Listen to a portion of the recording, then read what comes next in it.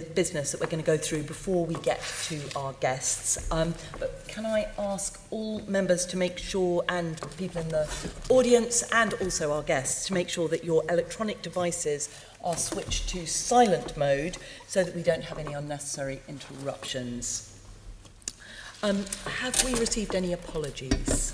Thank you, Chair. We've received apologies for absence from Assemblymember Curtin. Thank you. And can I ask members to note the list of appointments set out at item 2 and ask if members have any other interests to declare? Noted and none. Thank you. And can we note the membership and chairing arrangements for the Environment Committee as stated on the agenda? Noted. Noted. Thank you. And can we note the terms of reference as stated in the agenda for the Economy Committee, the Environment Committee? Noted. Noted. Thank you. Spot that. Can I ask members to note the standing delegation to me as chair of the Environment Committee as stated on the agenda? Noted. Noted. Thank you. And can we agree the minutes from our previous meetings held on the 21st of February 2018 and the 15th of March 2018? Agreed. And can we note the outstanding and completed list of actions? Noted. Thank you. And can we note the recent action taken by Leonie Cooper, the former chair, under delegated authority in consultation with party group lead members, namely to agree an output arising from the waste management investigation, an output arising from the discussion on water issues, and agree the topic, terms and reference and scope for the committee's first meeting of 2018-19 Assembly year. Noted. Noted. And can I at this point just give the thanks of the committee to Leonie for her 2 years of chairing the committee and getting us to this point in the Assembly cycle. So thank you, Leonie. It Thank seemed you. like 2 years. It went in a 2 flash. years. It went in a flash, Tony. 10 years, he said. So this brings us to today's main discussion item on environmental issues related to single-use plastics, and we're focusing on period products and nappies. And can I welcome our guests? We have Mandu Reid from the Cup Effect. We have Alice Walker from Real Nappies for London. We have Kate Metcalf, who is co-director of the Women's Environmental Network. We have Tracy Stewart, who is the Director General of Absorbent Hygiene Products Manufacturers Association. And we have Martin Capstick, Managing Director of the North London Waste Authority. So welcome to you all. Now we've just been, as a committee, we have been looking at the impact of single-use plastics on things like disposable water bottles, and also we've been looking at the problems that plastics in items, everyday items like wipes, are causing to Thames water. And we're extending that work now to look at single-use plastics in period products and also in disposable nappies and incontinence products as well. So we've just had a very helpful practical session looking at some alternatives. So hopefully members are well briefed on these items that we're talking about. So I'd like to start by coming to Tracy to ask, why is plastic used in nappies, incontinence and period products? The type of plastics that are used in those products are very specifically chosen. They're very high-tech textiles. They're chosen primarily for their safety, also so that they work and do the job they're supposed to do, and so that they're also the supply is consistent, the supply is ethical. There are many, many considerations as to what type of plastic is chosen. An example that I gave to you, Caroline, if I may, for example, the back sheet on a nappy, it has to allow air to pass through and water vapour to pass through to allow a baby's bottom to stay dry while keeping the liquid in.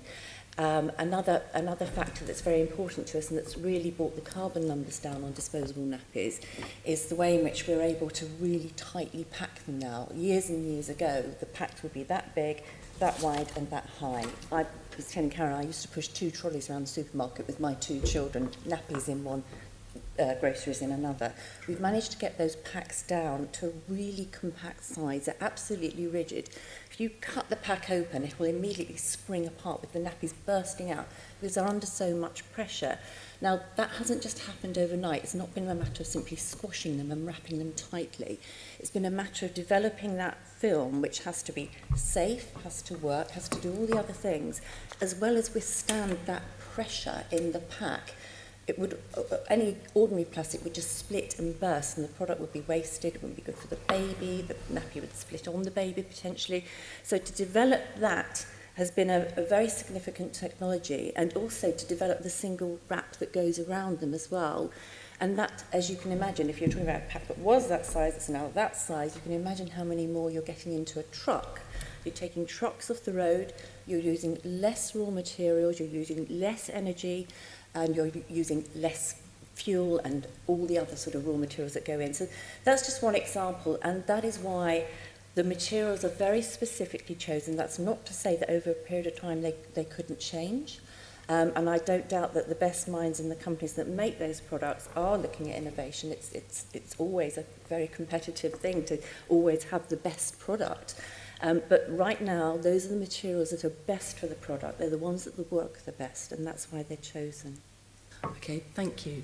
Could I bring in Alice to comment on plastic in relation to nappies? You know, whether you think plastic is needed in nappies. Sure, thank you.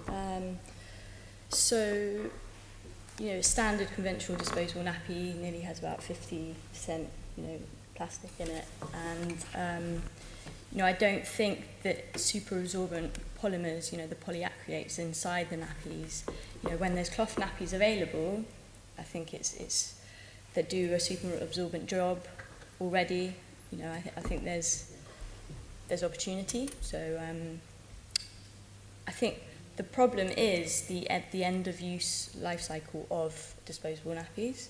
So 8 million nappies are thrown away in England, and that's 3 billion a year, and they're just ending up in incineration. 8 million a week or 8 million? 8 million a day. A day is thrown away, and that's 3 billion a year. So when you think of the end of life cycle for that, it's just in landfill or incineration.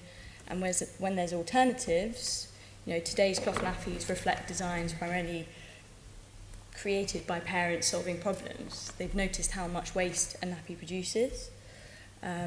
So, you know, I think there's opportunity for research and development to kind of pick up designs. So, yeah. Thank you. And can I bring in Mandu on period products and plastic? And I mean, are you, for instance, aware of the? I mean, I think a lot of women are not even aware that there is plastic in period products. I spent most of my life being completely oblivious to the fact that period products contain plastic and other non-biodegradable material. I'm 37 years old now. I was 26 when I first discovered a menstrual cup, which I believe you've been briefed on. Yes. Reusable alternative, lasts for 10 years. I've used mine for the last 9 years. And for me, the extraordinary thing was, hang on a minute. Why was I 26 years old when I discovered this for the first time? Why was I 26 years old before I realized what the period products I had been using previously contained? And that just that really made me think there's a job to do around making sure that everybody who's using these products has all the information they need so they can make an informed choice from a young age about, number one, the products they're using, and number two, what the alternatives that may well be available to them are. Why wasn't I 11? Why can't all the other girls in this city and in this country start thinking that through and making that choice from a super young age? I mean, the answer is pretty simple, in my view. What's worked against that information being spread and disseminated and shared is products like these are a terrible business idea. You know, I sell you a menstrual cup, Tony. I've lost you as a customer for 10 years. Yeah. You know, And so the incentive isn't really there for that information to be proliferated, and nor is the incentive there for people who are going to make choice about what period products they use to be given, full awareness, full knowledge, full disclosure of the alternatives. Jeanette, good morning, Andrew. I'd just like to come in here because, in a sense, I take issue with the word simple. It might be simple for you, but how could it be simple? Because you were saying you didn't know until a certain age. And so I would ask you to reflect on the context that you're talking about, a subject that is still taboo in huge parts of our communities, London being the most diverse community. There are communities here that are at the same stage at the country of origin of the grandparents in the homes. So I don't think there's anything simple about this, and we shouldn't actually be using words like simple, because I think that's going to stop us actually moving on. So I would just challenge you on that term, simple. It isn't simple. You know what? I absolutely accept the challenge. I think you're right. The taboo, the stigma, the layers of taboo and stigma compounds the issues that I outlined. So at baseline, there's a very kind of crude explanation for why this information is not out there. But then there are layers on top of that clearly make the problem even more difficult, which is why for me it's extraordinary today, right now, to be here in the London Assembly and having an open conversation about menstruation with officials who have the power to make a difference. So I think we're doing a great job actually being here right now and having that dialogue. Oh, we're prepared to talk about anything. Some of us have been to sewage farms and actually seen some of the plastic products, but we've spent a lot of time talking about poo and a number of other things, so we're on a roll now. Sean, you had indicated just earlier, did you want to come in? Just a short thing. I'm very focused on the culture of this, why people don't use alternative products or use the current products they are. Is there a performance difference in the nappies and also in the menstruation products? As a consumer, I might just want the one that performs the best. Is there a performance difference? I would say there actually is. I mean, menstrual cups are highly effective, more effective than tampons really in terms of absorbing blood. But in terms of the plastic issue, we were sort of questioning why in menstrual products, disposable menstrual products, why plastic is needed at all. Because I know there are products on the market that are disposable, so not reusable, that have not got plastic in. So conventional menstrual pad is 90% plastic. That's equivalent to sort of 4 plastic bags, which then does not decompose. And along with that, it's full of a load of chemicals as well, that we don't actually know what is in our menstrual products. And I think that's at the heart of the issue.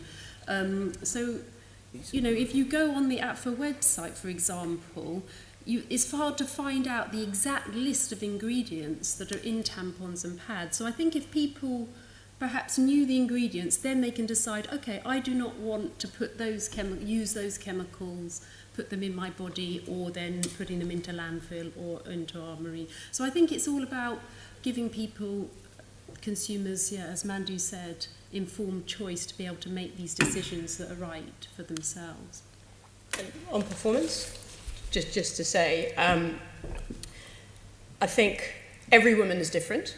So this isn't about kind of imposing one set of options on the people who would use these products. But our experience, the women I've worked with through the cup effect, we get a 77% uptake rate with women who try menstrual cups, and many of them, their experience echoes mine. They find them to be more reliable, more convenient, and more comfortable than the alternatives that they use. I wouldn't have used it for 9 years if that wasn't the case. I can afford the alternative, the regularly available products. And I mean, just as a little technical thing, a menstrual cup like this can hold up to 3 times the capacity of your average pad or tampon. I normally do this demonstration with red wine, which I'm not going to do here and now, which actually proves that. And so you're talking about, unless you have a very heavy menstrual cycle, you can go the whole day Couldn't that be blue wine? Because that's the traditional colour That- that we yeah, I'm always trying to break that. see on the television. I mean, really, you know, it's got to be blue wine. I mean, that's so natural, isn't it? Blue nun. If you insist. Very, very good. So, is there any way that consumers can find out at the moment how much plastic is in their menstrual products, or indeed in their nappies as well that they're using on their babies? Actually, I think the industry assures us of the safety of these products, but actually won't reveal the details of the tests. And it's been up to sort of NGOs and consumer associations to actually do the tests on these products. And when they did, they found an unbelievable list of chemicals present in possible carcinogens, glycophosphate, chlorine, dioxin, and various other endocrine disrupting chemicals in conventional menstrual products. So I think that is a huge consumer issue. Why should it be the onus on these NGOs to conduct these tests rather than the industry to actually provide safe products in the first place? I don't know if you want to say anything about napping. Well, I guess, Tracy, do you advertise how much plastic is in the nappies? We don't advertise it, but we are recognising that people, not just in this country, but in other countries, particularly across Europe, are asking these questions. And we do respect that that is something that we need to be looking at, and we are actively looking at that now. In fact, we've engaged with your organisation very recently on some sort of more detailed discussion. We're very happy to take that further. I have to say that all products are different. So where APMA is a trade association, so we can only discuss generic terms. So while the products are largely similar, you know, it would be down to individual companies to decide what they can and can't reveal in terms of operating within the competition law and things like that. There are constraints. Products are entirely safe, absolutely entirely safe. I would not be sitting here now if they were not. I would not have used them myself. My family would not use them. If that's the and so case, on. then some transparency I agree with you, would be but fine. I think don't that's want to happening leave in here with an aspersion that products are not safe. If you test anything with the aggressive methods that you can test anything with, the clothing we're wearing, the water in that jug, anything, your products as well, you will find things at whatever level, trace levels. That does not mean the product is not safe. And that has happened with alternative products as well, I have to assure you. Tracy, can I just ask, do you think that there would be an appetite amongst the manufacturers of these products to provide more transparency so that people understand? There is. I can confirm that, and that is something that individually a number of them are looking at, and collectively that we are looking at. And you mentioned competition. Are there any blockages to getting that transparency that we should be exposing? I'm talking about competition law and disclosing commercially confidential information. That is something that's prohibited. But if it's, I don't know how far that will go, but I would just flag that up as a consideration when you're having these discussions, that there are some limitations, particularly in terms of when you're innovating a product. You cannot discuss that product or your future plans until that product is actually on the shelf. Those kinds of things that we have to observe as well. But there's just things like, why is it all wrapped in plastic? They're not, menstrual products are not classified as medical devices, so the excess packaging is not really necessary. They're not sterile products. And some of the fragrances is, again, a mixture of sort of quite a whole cocktail of chemicals as well. And again, that can be up to 3,000 chemicals in a fragrance. So again, why is that necessary in a menstrual product? I would say, why do you need fragrance to be added to some of these products? That's what I'd just like to question. I think that also brings us back to the taboo thing with the little packages where you've got things wrapped in plastic that's covered in flowers, and as if it might be embarrassing to be found with a period product in your handbag, whereas actually those individual packages don't actually, you could always put them into reusable bag in your bag, or something. You don't necessarily need them to be individually wrapped. I've got Jeanette and then Sean wanting to come in. Yes, it's Tracy. It's just a couple of questions about the interface with the producers of these products, and you represent. Are you the association that represent producers? Is that right? The end producers, the end converters What do you mean of the the end products. producers? So the companies that actually put the products onto the market rather than the supply chain. Okay. They're the companies that actually either make for a customer, such as a retailer, and the product would go out under the retailer name, or they're the big brands that we all know. Yeah. Because surely to get change, we'd have to go back to the original producers. I mean, for instance, I sit on a committee in Brussels representing London, and the Belgian company, I can't remember its name for a moment, is the largest global producer of nappies and hygiene products. But there was a recent survey there, and there's no pressure on them to change, if you like, the information that's coming out about their products. So, in a sense, you're blocked, aren't you, Yes. in terms of anything you can do, because you're representing the sort of interface with the public, but change has to take place at the manufacturing base. That's right, but there is a will to do so. What do you mean there's a will to do so? Because we're hearing that people are wanting to know more. And at our organisation and at our sister organisation, remember I was here with somebody from Adana last time we sat in front of you. This is an active programme at the moment. We're looking at what more generically we can put out. I know that a couple of the bigger brands have actually now got listings on their websites of what's in their product. They're not going to go down into minute detail, but they're going to give the main ingredients and what the product is largely composed of. Under the Consumer Product Safety Directive, they are meeting all of their requirements currently. So I guess that's another thing to consider, that they are actually providing what they need to. And just a follow-up question, because there's no meeting without Brexit now, is there? No. From where you're sitting, clearly you've thought through the impact of Brexit on your organisations. Will we get more clarity?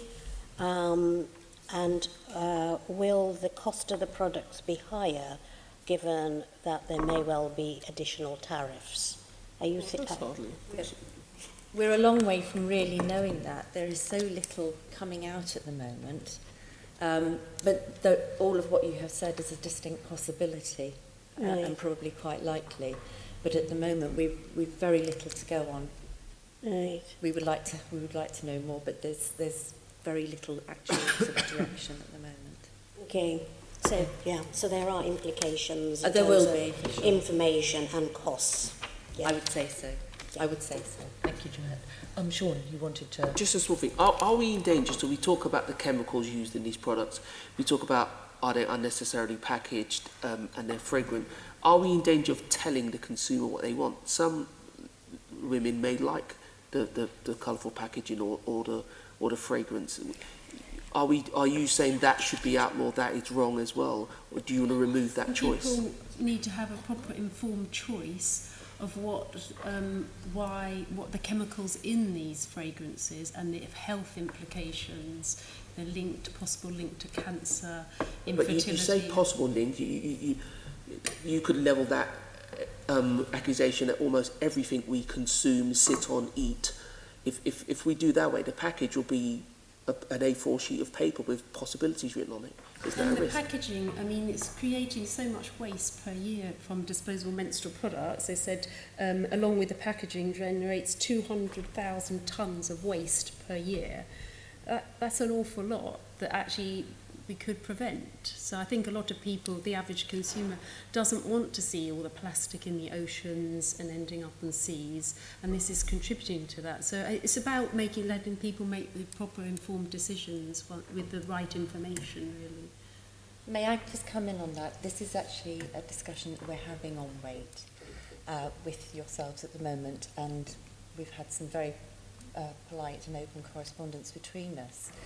But I would strongly dispute the 200,000 tonnes. We know exactly how much goes onto the market. We have the manufacturing data, and let me tell you that there is just over 15,000 tonnes dry weight of product that goes onto the market. Even wet weight, saturated weight, adding as much packaging you can, you could not make that into 200,000. We've done a lot of research and calculated, so I'm happy to share our But, calculations. but isn't this the problem for the consumer? The point I'm getting at, we're getting close to people's opinion. You know, I fully accept that we would want as little waste as possible. I fully accept that some information is right, but I wonder if we're angling at dictating to people what they're going to have or not. That's my only worry. If I might just comment on that, because I think there's a sort of related issue, a very closely related issue, which is kind of, there's two questions really. One is kind of what's going into the product, and then the second one is kind of how do we dispose of it. And one of the things that I think we see a bit from our authorities' perspective is kind of people assume that if you improve the nature of the product which is going in, that somehow makes it more recyclable at the end. And that isn't always the case, actually. They are separate issues. And I think one of the things which is important for consumers is helping to understand kind of what are the benefits, but also just the fact that something's good in one area doesn't necessarily mean it's perfect in everything. So there is a real challenge, which I think you're right, which is how do you have messages which have enough detail for people who really want to take an interest, but then don't confuse consumers in an unhelpful way. And I think particularly that what's the input and what's the disposal are two separate things that we need to communicate quite carefully. Mandu, and then I'm going to bring Onka in to move us on. Just to say, Sean, with respect to the alternative products that are out there, the ones that are more reusable, they, if you ask me, are a classic example of, a public good, to use just very basic economics. They suffer from suboptimal distribution because of market failure. The basic market failures around imperfect information. Number one, people don't even know they exist. They've been around since the 1930s, menstrual cups, yet a tiny proportion of people who could potentially use them are aware that they exist, don't even understand how they work. And then there's a sort of slight monopoly factor whereby you have the big manufacturers who kind of dominate the production of options that are out there. And then there is the positive externalities whereby the benefits of using a menstrual cup, for example, accrue to the entire community. And so there's no way really for the manufacturers or incentive for them to kind of put that information out there. And so there's a role for public authorities, for others, to actually ensure people have the information they need to make an informed choice. It's not about dictating to consumers. It's not about telling them what to do. It's about making sure when they make choices, they're doing so with full knowledge of what they're buying into and what actually might be an alternative that they could consider. I think that applies for reusable nappies as well, really, what you were saying. Health service provider. Thank you. Can I bring Onka in now? I mean, this whole debate isn't about how do you manage menstruation, but the impact of the products we use. And that's what the debate is really about, because I come from a background in medicine, right, and I see this issue regularly. But this is an opportunity for us to look at what the impacts are of the products we're using and to inform the public so they can make better informed decisions. So can you please tell me what are the environmental impacts of these products which we want the human behavior to change on? So let's start with you, Mandu. Okay, I'm going to defer to Martin a little on the kind of detail about impact, but what I will say is, there are various estimates out there, but a kind of like middle of the road estimate is that from puberty to menopause, a woman will use in the region of 10,000 menstrual products, every single woman, and that equates to about 150 kgs worth of waste for every single woman. That equates to 2 minibuses full, every single woman. And so there's a significant volume, there's a significant material volume that needs to be dealt with, disposed of. And I will hand over, I guess, to Martin, to kind of demonstrate what that can mean in our sewer system. But there are significant consequences to that volume of waste being generated as a matter of course.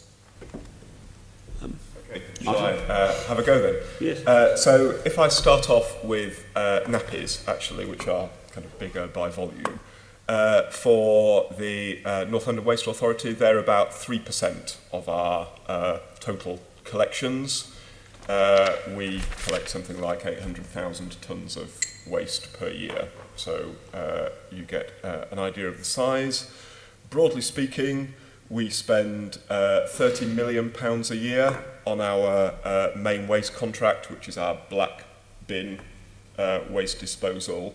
So kind of 3% is of the order of £1 million.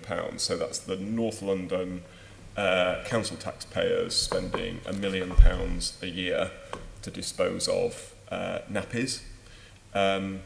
The average cost of our services per resident are about just over £30. So again, if you're talking sort of 3% of that, you can work out it's a few pence per resident, which is what it costs.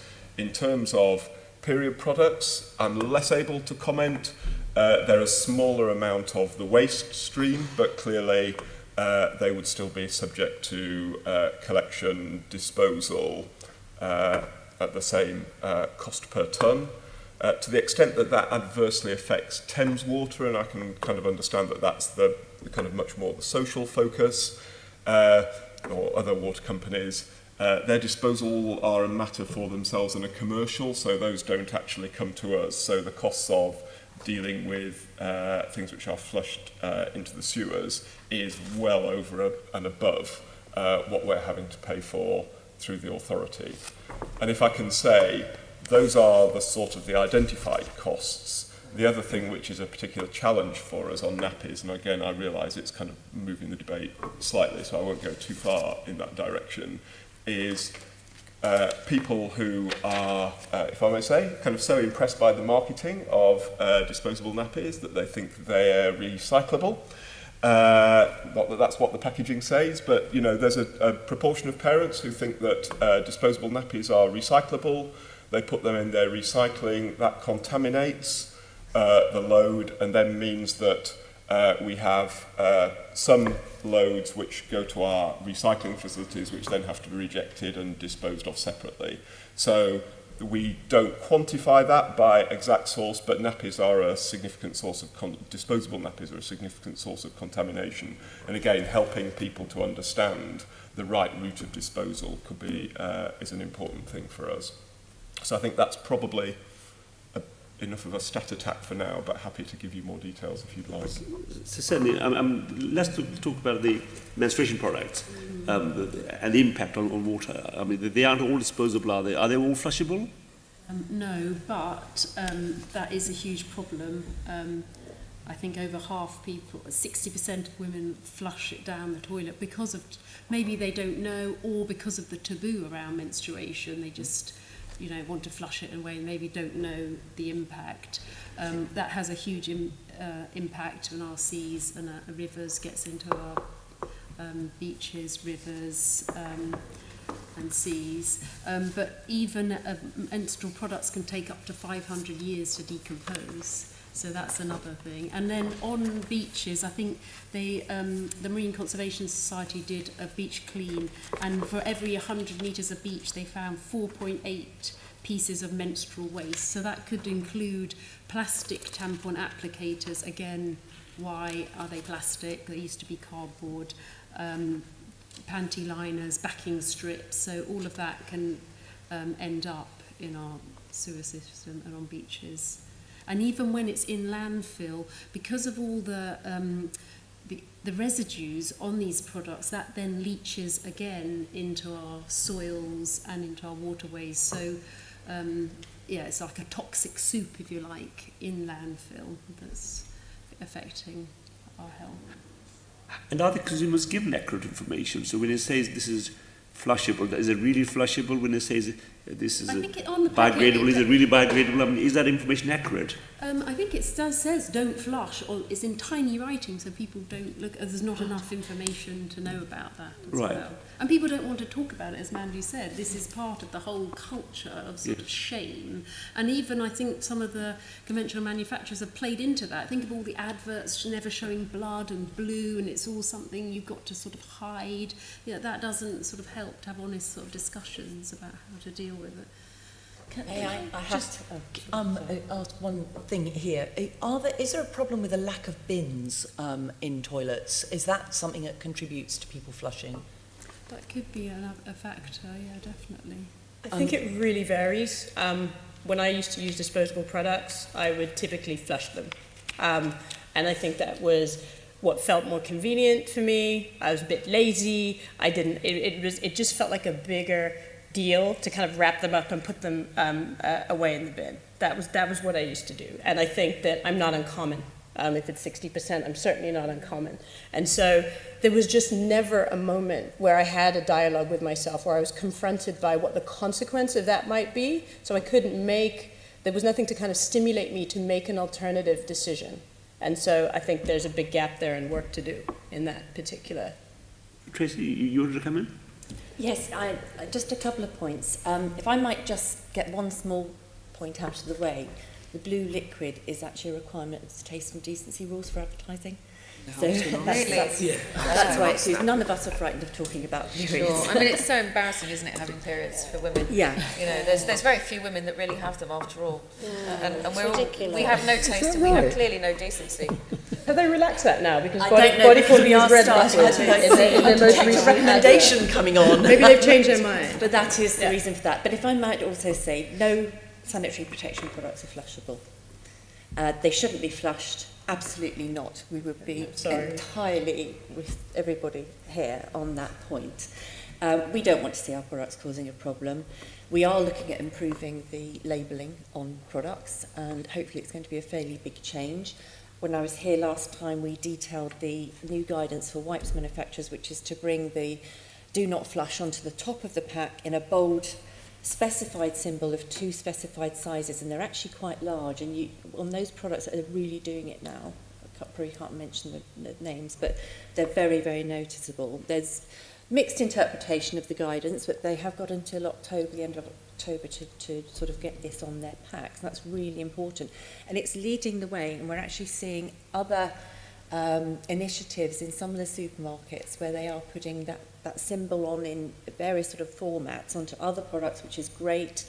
I think I can probably not get into too much trouble saying that we have a code of practice for tampon manufacturers.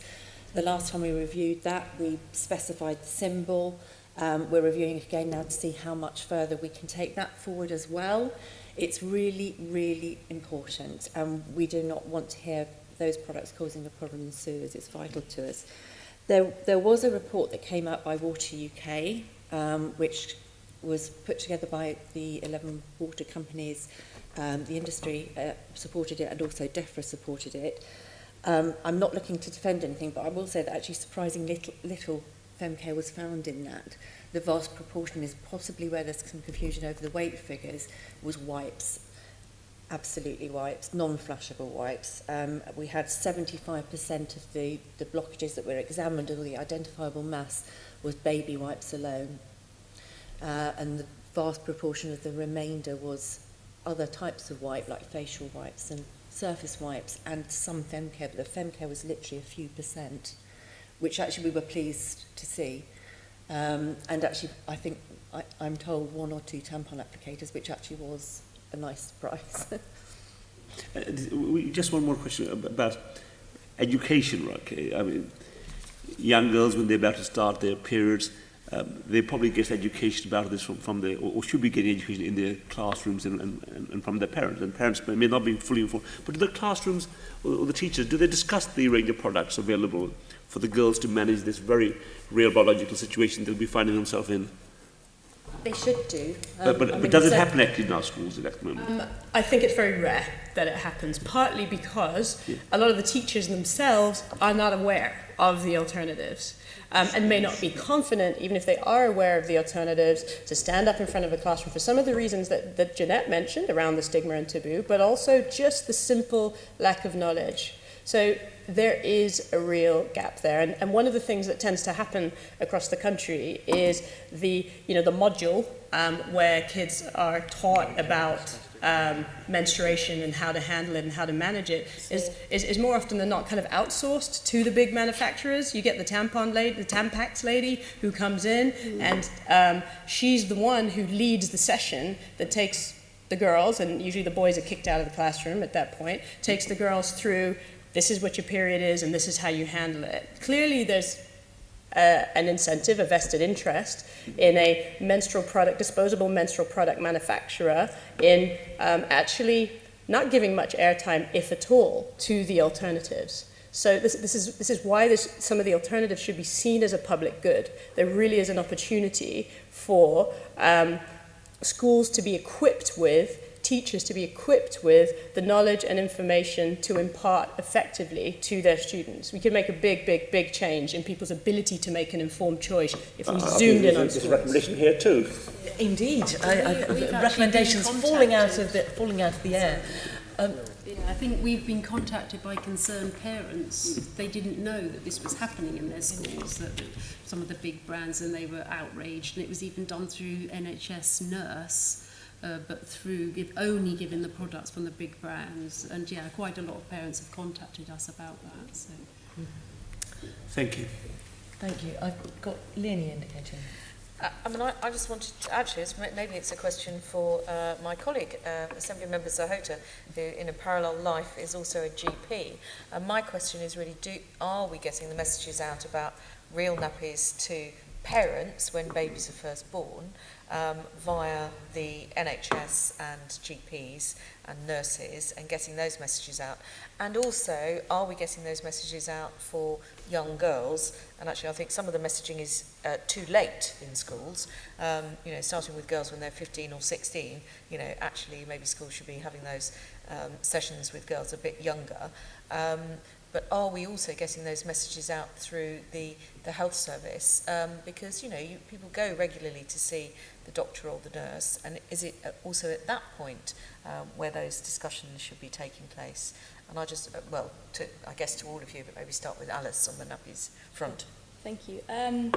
It's a really good point, and I think more can be done to raise more awareness and education of the alternatives to disposable nappies. Now, at an antenatal class, I'm going to use Hackney as an example. They do the Hackney Real Nappy Network. They do a lot of outreach up there at the moment. They pop along to the antenatal classes. Some midwives, I've dropped off some of our leaflets as well to hospitals as well. They're happy to kind of pass them on. However, it is dominated by disposable nappies. The first nappy a midwife puts on for the baby when the baby just arrives is going to be a disposable one. I think there should be more options to say, here's the education, here's the different types, and also, would you like your baby to be in a cloth nappy or a reusable nappy? And then the parent can take the baby home from hospital or they have the choice to bring the nappy as well. I think that's a key message as well, that they shouldn't feel marginalised for bringing a cloth nappy into the hospital, being prepared, things like that. So I definitely think through NHS antenatal classes, NCT as well, it shouldn't just be down to local authorities to be raising awareness and the messaging. So I think more could be done on a collective whole, really. So I think it's good. The problem is the big brands pay though to get in the bounty packs, and £100,000. So the smaller cloth nappies simply don't have that budget unless the NHS commits to promoting it. So again, it's I think it should just be a fair game, really. It's not an equal playing field, I think. I agree. I mean, I kind of strongly agree with Alice, really, in that I think the health service is in a it has a particularly valuable position in this because it is so trusted.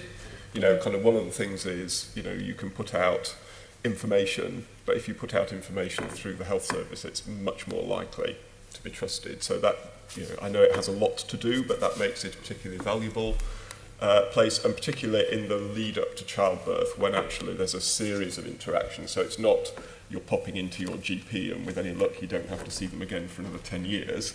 It's part of a regular interaction, so it doesn't have to be, here's a massive message, listen to it.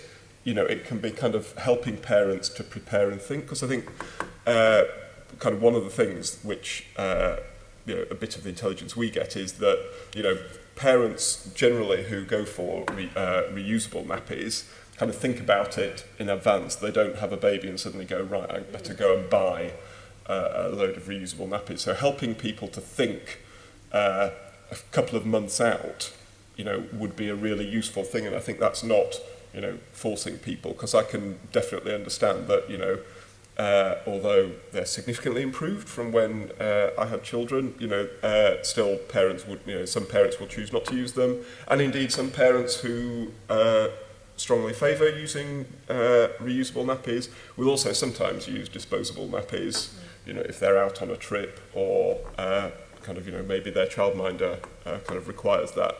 So again, it's sort of getting parents to understand that, it's not an all or nothing choice, that you can think about kind of using them. If we could develop a second-hand market, I'm not saying the NHS should develop a second-hand market, but again, that makes it kind of easier for parents to kind of experiment. And so that kind of leads me, and I'll finish in a minute, but that sort of leads me to saying, can the NHS be a sort of a gateway to more of a sort of a parental network that helps to demythologize kind of the challenges of reusable nappies? Because I think putting all the weight on the health service, sort of expecting one person to have one conversation and say, as a result of that, we transform the world, kind of won't quite get us there. But as part of a process, it feels to me like it's part of the steps.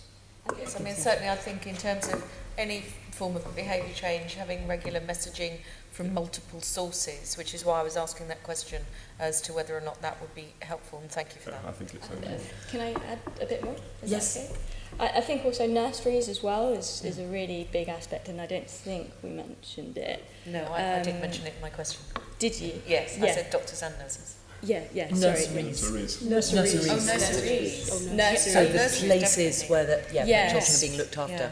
So, applying a model of saying the children who are in the nurseries can be wearing reusable nappies, and there could be a laundry service that provides the cleaning of them. And I think to show support to a parent who would like the baby to be at the nursery and they're wearing a reusable nappy, and not to say, no, you're not allowed to wear them. I think it's making that clear and not marginalising parents who do use reusable nappies. So I think also education for midwives as well, to show them that cloth nappy innovations, I think maybe they still have a bit of traditional views of what a cloth nappy is. So, yeah.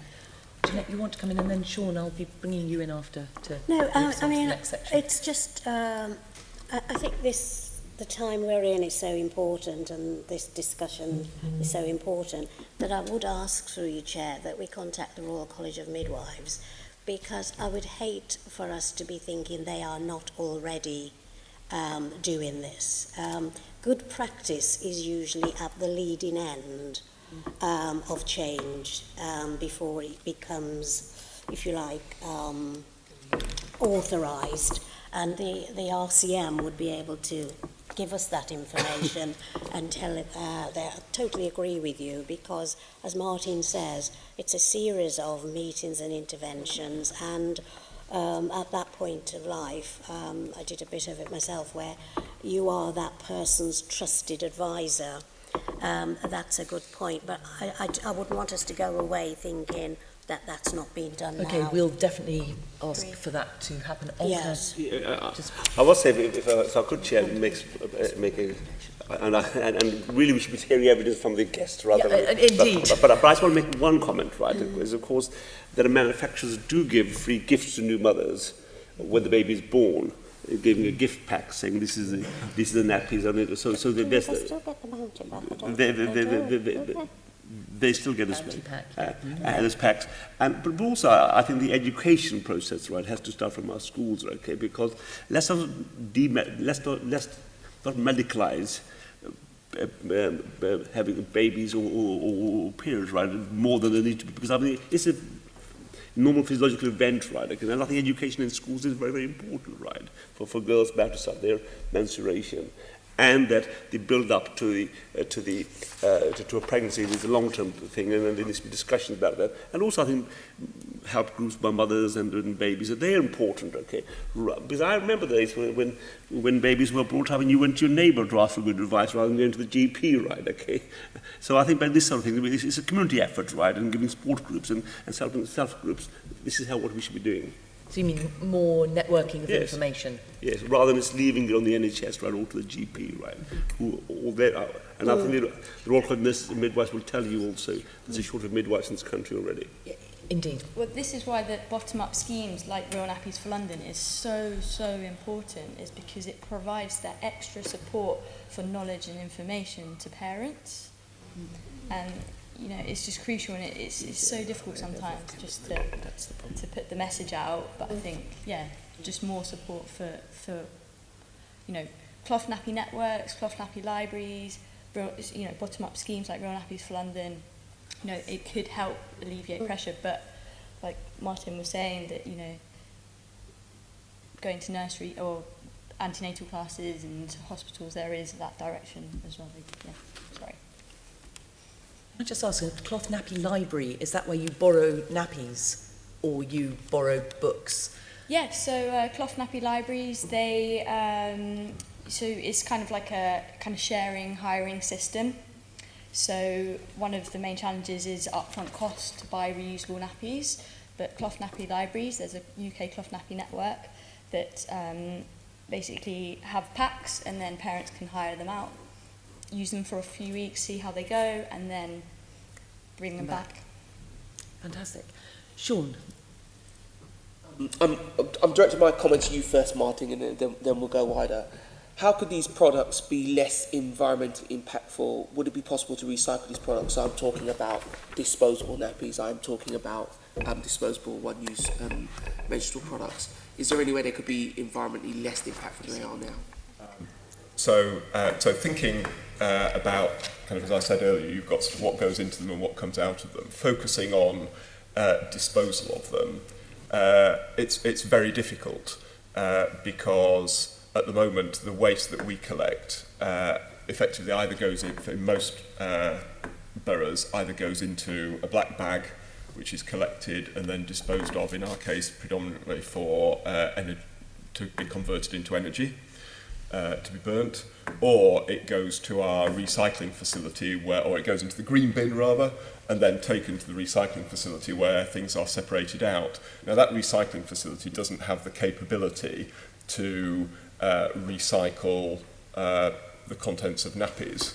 So I have been aware of kind of developments in Italy where they've developed a hygiene product specific facility which does enable hygiene products to be, materials to be taken out of those and converted into things which have got another life. Now I think that wouldn't be doable through an authority. Effectively we just don't have the scale to make it worthwhile. If you were going to go down that road, I think it would then be the need for a facility, and then the question would be how would we engage with producers to ensure that you can supply and fund that facility. So I think one of the challenges in the waste sector particularly is there are some things which might be technically possible but are very difficult to be practically possible. So certainly in North London, if nappies were made of materials which were a bit more recyclable, it would be very hard for us to do anything other than just dispose of them in the same way as now, which is why we do think reusables have got a significant advantage. If we were looking at disposal, I think we'd have to look at a broader producer responsibility scheme, which would then need to be connected with sort of collections and focused disposal in that way. You're almost talking London-wide, a separate collection, a separate facility. It'd be a far bigger... Or even beyond London. Okay, it'd be a far bigger event. I think that's right. And as I say, I think that my understanding is that's sort of technically possible. We haven't looked into the economics of it, so what it will cost, but I think it will be in that sort of scale. Sean, can I just interrupt you just for a moment so that we can welcome the children from Molan Primary School from Tower Hamlets who've just come to join us. And this morning we're having a look and we're talking about disposable nappies. Have any of you got younger brothers and sisters? Are they babies? And do they have nappies? Do any of them use reusable nappies that get washed? No. Well, what we're talking about is the problem in London. There's an awful lot of nappies that have to get thrown away, and we're talking about what happens to all those nappies, and also talking about you can get some nappies that get washed in the washing machine, and they don't. That means there's not so much stuff to throw away. So that's what we're up to. So welcome to you all. just to talk to Sean, Tracy back to you. slightly. Are manufacturers trying to make things more recyclable? And if so, listening to Martin's comments, is it going to have any impact? Because he's saying that there's more than just the fact that it's a recyclable material that needs to be taken into account. They can be recycled, is the answer to that, if the technology is in place, and it does exist. And in fact, only last year, a 36,000-tonne plant was refused planning on the outskirts of London. So companies existed for 30 or so years. They have good technology, and they had previously they've set up in various countries, and they're sort of I don't want to speak on their behalf, but I can just tell you what I know of their history. They have operated in various countries around the world. They have progressed their technology. They have come to the UK. They did have a small plant just outside of Birmingham as a pilot. They decided they needed to adjust the technology, so they stopped with an intention of restarting again.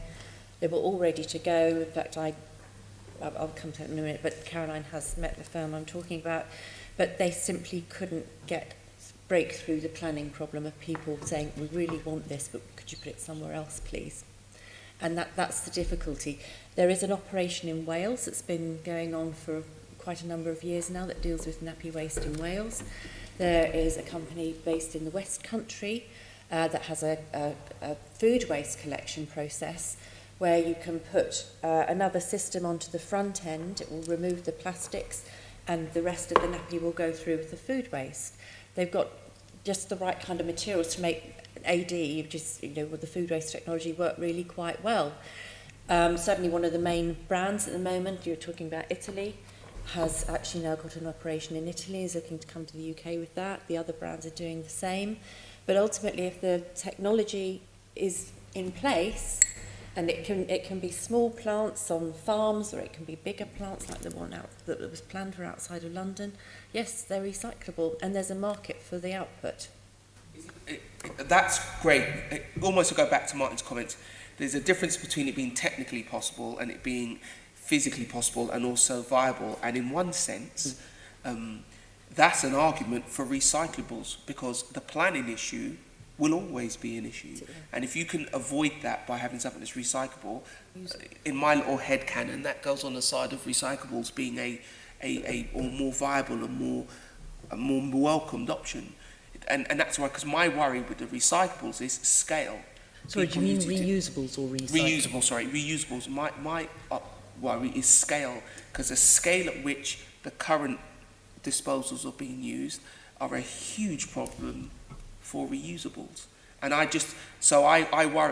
wonder if there's more that can be done to make the reusables viable, because this scale issue, I can't see it being solved anytime soon, and we still have the rubbish that they generate and the chemicals in them and the blockage of the sewers.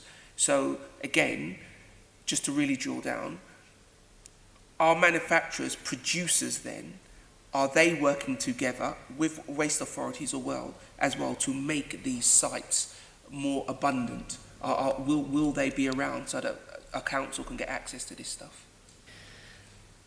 I think your point, planning is always going to be a problem, but we are moving in that direction. It's definitely the direction of travel, and it has to be the direction of travel as well. So at the moment, the priority is to make sure that the products are compatible with existing treatment plants that are there and in existence. They work very well in energy from waste when they're burnt. They have a very high nitrogen content. They obviously are compatible with landfill technologies. They're compatible with diaper recycling technologies, whether that's AD with a plastics removing system at the front end, or whether that's a specific technology that's going to reconvert the plastics and the cellulose in them. There's a very good market apparently for pet litter, for the fluff pulp and so on. So it's there and it can be done. It's just a matter of that technology being available for the products to be taken to. Okay. Just a minor point about menstrual products. So for Natracare, for example, that are disposable menstrual products but plastic-free and organic cotton, they recommend on their website that you can actually compost their products. So if you have a garden and a compost bin, they will biodegrade and you can put them in your compost bin. But obviously if you're living in a flat, how to do that on a big scale is maybe not viable. That raises the issue of if some of these products can be composted, the ones that get buried in landfill that have plastic in them, what's the life? I mean, how long will that take to break down? I think about 500 years. I think is very speculative. They've only been around for I the last think few they said decades. with the disposable nappy that if Henry VIII had been wearing a nappy, we'd still have his nappy, would still be in landfill now. That's how long it takes to break down. So on the BBC website, I saw they had some charts explaining the effects of plastics, and there was a chart saying disposable nappy takes the same amount of time, so about 400 years as a plastic bottle, to break down in landfill. Now we're doing a lot on diverting plastic bottles, so I think it's really great that we're talking about it, but we have to remember the waste hierarchy, that waste prevention and reuse is on the top. And, you know, even, I guess, with reusables, we're eliminating that waste, so the end life is that. But then eco-disposables, so they're trying to get their products to be more biodegradable. So I think some products are claiming to be about 77% biodegradable now in landfill. But the issue is if everything's being sent to incinerator at the moment in London, then it kind of doesn't really match up. We do have a certain amount that goes to landfill, don't we, Marty? It's around 9% for our authority, so that's very significantly down from what it's been in the past. But there is a. Just to clarify, so 9% of the waste that you collect goes to landfill, yes. And the rest is either recycled or goes to our energy to waste plant. Is that a typical figure? That seems very high. It sounds quite. I think that we perform pretty well. Actually, but generally the introduction of the landfill tax has encouraged all waste authorities really to look at alternative ways of disposing of waste, and generally, you know, we've seen the development of energy for waste plants in and around London latterly. For example, a riverside one in Bexley, which is a sort of a new facility. So generally, landfill is significantly declining as a way of dealing with waste, particularly in London, where we're space constrained. Could I add to Martin's point? So I found out last year that only 12% in London, all the household waste was sent to landfill.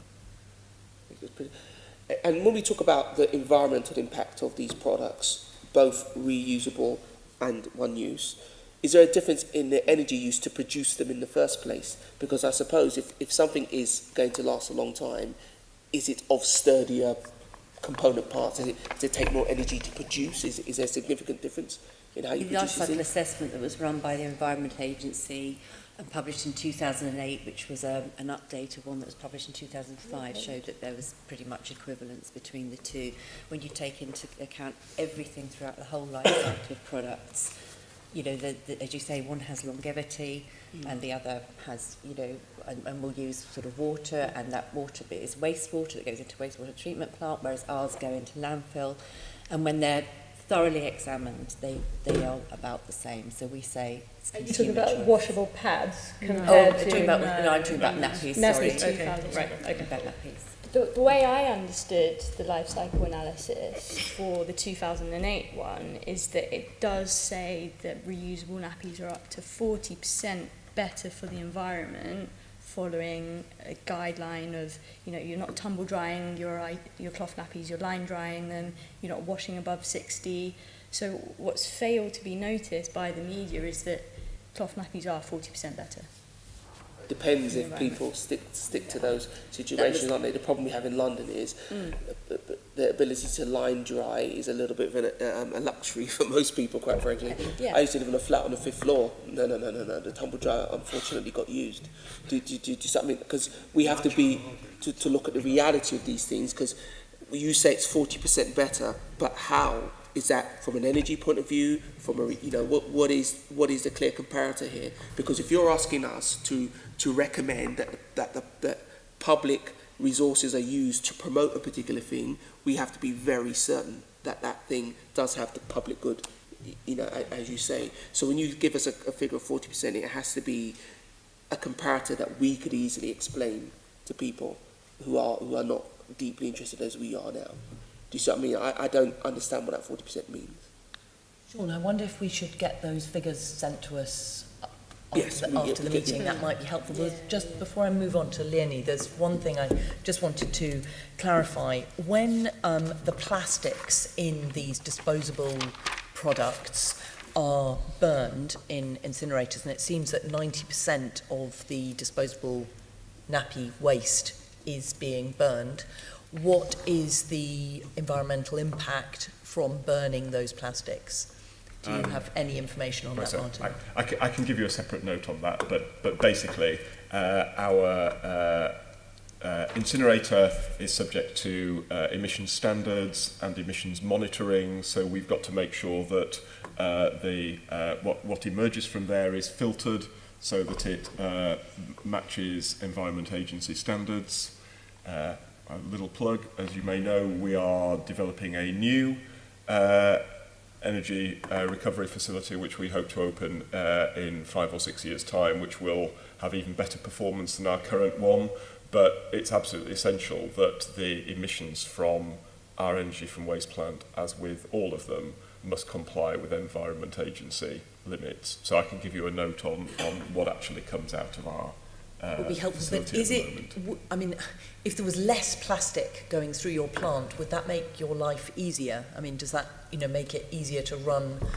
I mean, that's a very good technical question. I certainly know that I'll have to check on that. It certainly must be the case that on the whole, plastic does generate more toxins when it's burnt. How that affects the filter, effectively, we've got very efficient filters, so whether that just makes the filters work harder, maybe one of the impacts, which could have a higher energy use then. It would be useful to understand the cost of that. Yeah. Sorry, and just for completeness, I should also add, of course, that when we burn, we also generate electricity, so you know that produces kind of, you know, benefits to the country and income to us. So that's just to kind of ensure that I give both sides of the coin. Okay. Leonie. I mean, it might have some, sorry, just to comment on that specific point before I move on, I want to ask Alice a few questions. It might have some benefits in needing less downtime for cleaning of filters, and although it does produce energy, obviously burning plastic is a pretty mad way to use a resource that contains a lot of embodied energy and also fossil fuels contained within it in the first place. So there surely has to be better things to... All of those things are true. ...feed the incinerator with if we are going to put things into incinerators at all. In the first place. Reusable products, Alice. Now, we've kind of touched on this quite a lot. You've waved a few things around, and I wonder if you could just, now that we're doing the webcast, we've talked about this a bit with you already, but could you give us a bit more information about the range and diversity of the alternatives that are available, although we've also touched on the fact that perhaps they're not being made known to people as being available. in terms of reusable nappies? Okay, so I guess in the cloth nappy kind of world, there's 3 main types. So all-in-ones, then flat nappies, and also shape nappies. Would you like some, like the demo? Yeah, if you want to demo them a little bit. Yeah, okay, so this one as in here... wave them around, I'm not asking you to wear them, obviously. Yeah, okay. So this nappy I have here is a birth to potty all-in-one. It's this is a Bambino Mio. So this would be a nappy that you would purchase and then you would use completely from the moment until the child is potty trained. Yes. So there would be no need, I mean, you might want to have 2 or 3 of them, but you would not need to sort of change after, year 0 to 18 months old to purchasing another nappy. It would go all the way through. So the birth to potty will go all the way through, yes. More than 2 or 3 though.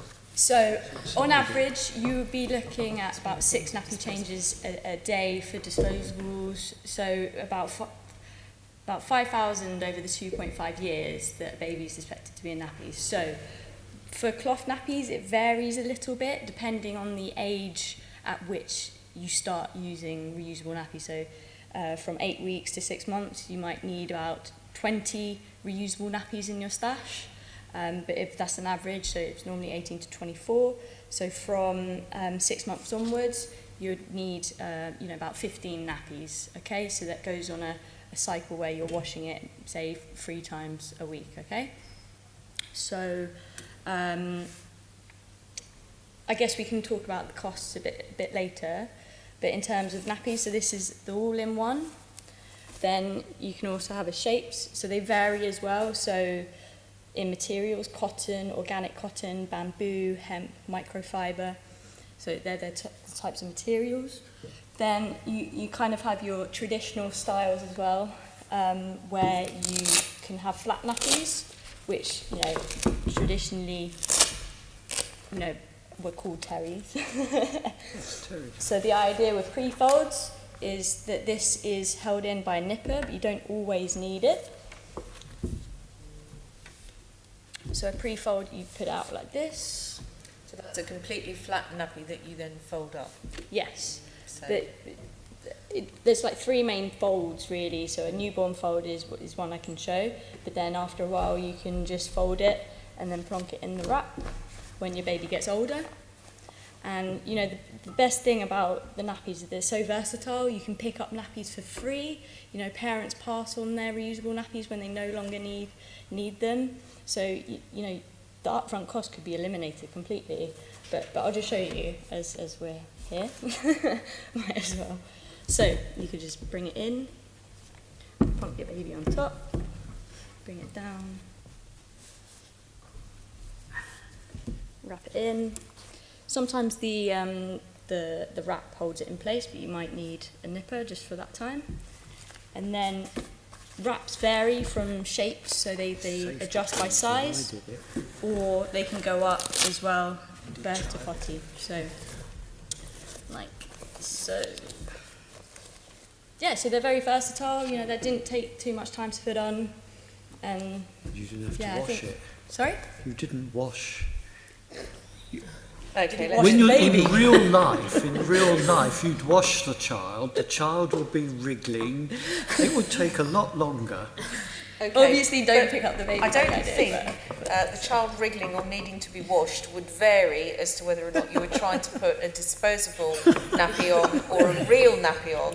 I think those factors would be common in both experiences, so I don't think we need to worry too much about. I mean, I think what the point you're trying to make is that it took possibly very slightly longer to do the wrap and put the nipper on and then put the outer pant on than it would if you just pulled on a disposable. But it's good that Nappy Man was able to share his experience. But we're delighted to hear that Tony has so much experience of baby changing. Nappy Man, Nappy Man, I think the good thing with the wrap, you don't need to wash it. You can just rinse them, or they can be used multiple times. So that's so it's easy. Exactly. So maybe how long would these ones last? How long would they go on for the from birth to potty training as well? Yeah. Yeah, so those ones. So, And then and use there on are to the some second child. varieties that might be suitable for smaller children and not so smaller for larger children. So then you might need to grade up, but then you might be able to get them from somebody else who's stopped using them, obviously washed in between, as Tony seems concerned about that issue. So you might actually have no upfront cost. Which brings me on to the next point, which you touched on, was what are the financial benefits of the reusable nappies? I mean, you know, obviously there's the issue of the convenience of the speed with which you can do the change versus not needing to go to the supermarket and buy huge selections of nappies. And also there's the cost of those versus, because they're reusable. Yeah. So using cloth nappies, you can save anywhere between £200 to £1,000, okay, over the 2.5 years that a baby's expected to be in nappies, okay. So from a not inconsiderable sum if you've got a family, and obviously if you're having several children, then which is quite a common practice, you know, that could be quite a considerable saving. Yeah, so this is estimated by, you know, my calculations, or what I think is, you know, the minimum amount that you need. So for upfront cost, the cloth nappies ranging between 100 and 300 quid. Then obviously you have to factor in the washing costs as well. It varies across the board, you know, but in my mind, that over a total week for disposables, weekly running cost is anywhere between £6 to £10, and then for reusables, including the upfront weekly cost included and the washing, it's anywhere from £3 to £5. So just check with Tracy that you're happy with those figures, six to £10. Does that sound about well, right to actually, you? what we did to monitor this, and like your products, ours range widely in price. So whereas we go from a few pence to maybe the late sort of teens of pence, yours go from a few pounds to actually they can be really quite expensive, £20 or more. So we work on a figure using the Lifecycle assessment of a child needing 4,104 nappies in 2.5 years. And looking at taking an average price of a disposable nappy, and I think we've been very fair to sit at 12 pence, because you can buy them for a few pence, or you can buy them for, you know, 18, 20 pence. So we've said 12 pence. And that comes out at a total spend of £500. So you could economise by using the own brand, or you could use the, you know, whatever the top most expensive one. And a lot of parents will actually choose maybe a slightly less expensive nappy that they're going to change more frequently during the day, and maybe choose a different one for the night time. That does happen. So that's how we've worked that out, and I think that's a fair calculation. But it's, at the end of the day, it's not for any of us to tell people how to spend their money. Yeah. And this is about consumer choice, and I know very well that I would only use what I like best for my baby, and I can understand that a lot of people would like that the best. See, I can't hear you if you can sorry, the other guest. Speak onto the microphone. I'm just saying it's about towards consumer us. choice, and it's about people using what they like the best for their baby, and I said that I can fully understand that a lot of people would like that best, but a lot of people I don't think we're quite looking at it only from the consumer choice element, because this is not the economy committee, this is the environment committee, which brings me on to the other side of the cost, which I mean, we haven't touched on the fact that you can, rather than washing at home, you can also use a nappy washing service, which is probably more cost effective and probably uses less water. But from the local authority point of view, my understanding is that the disposal of the black bag waste, which the nappies would end up in and then go into the incinerator, is more expensive for the local authority than perhaps it would be to run a real nappy service. But obviously you've got to have that investment at the beginning. Now, where does that lie in terms of that balance for the local authority in terms of the costs involved? Well, so as I said earlier, we spend probably around about £1 million a year for North London disposing of nappies, kind of roughly speaking. If we had, if everybody in North London used reusable nappies, that would obviously be £1 million less of council tax to pay.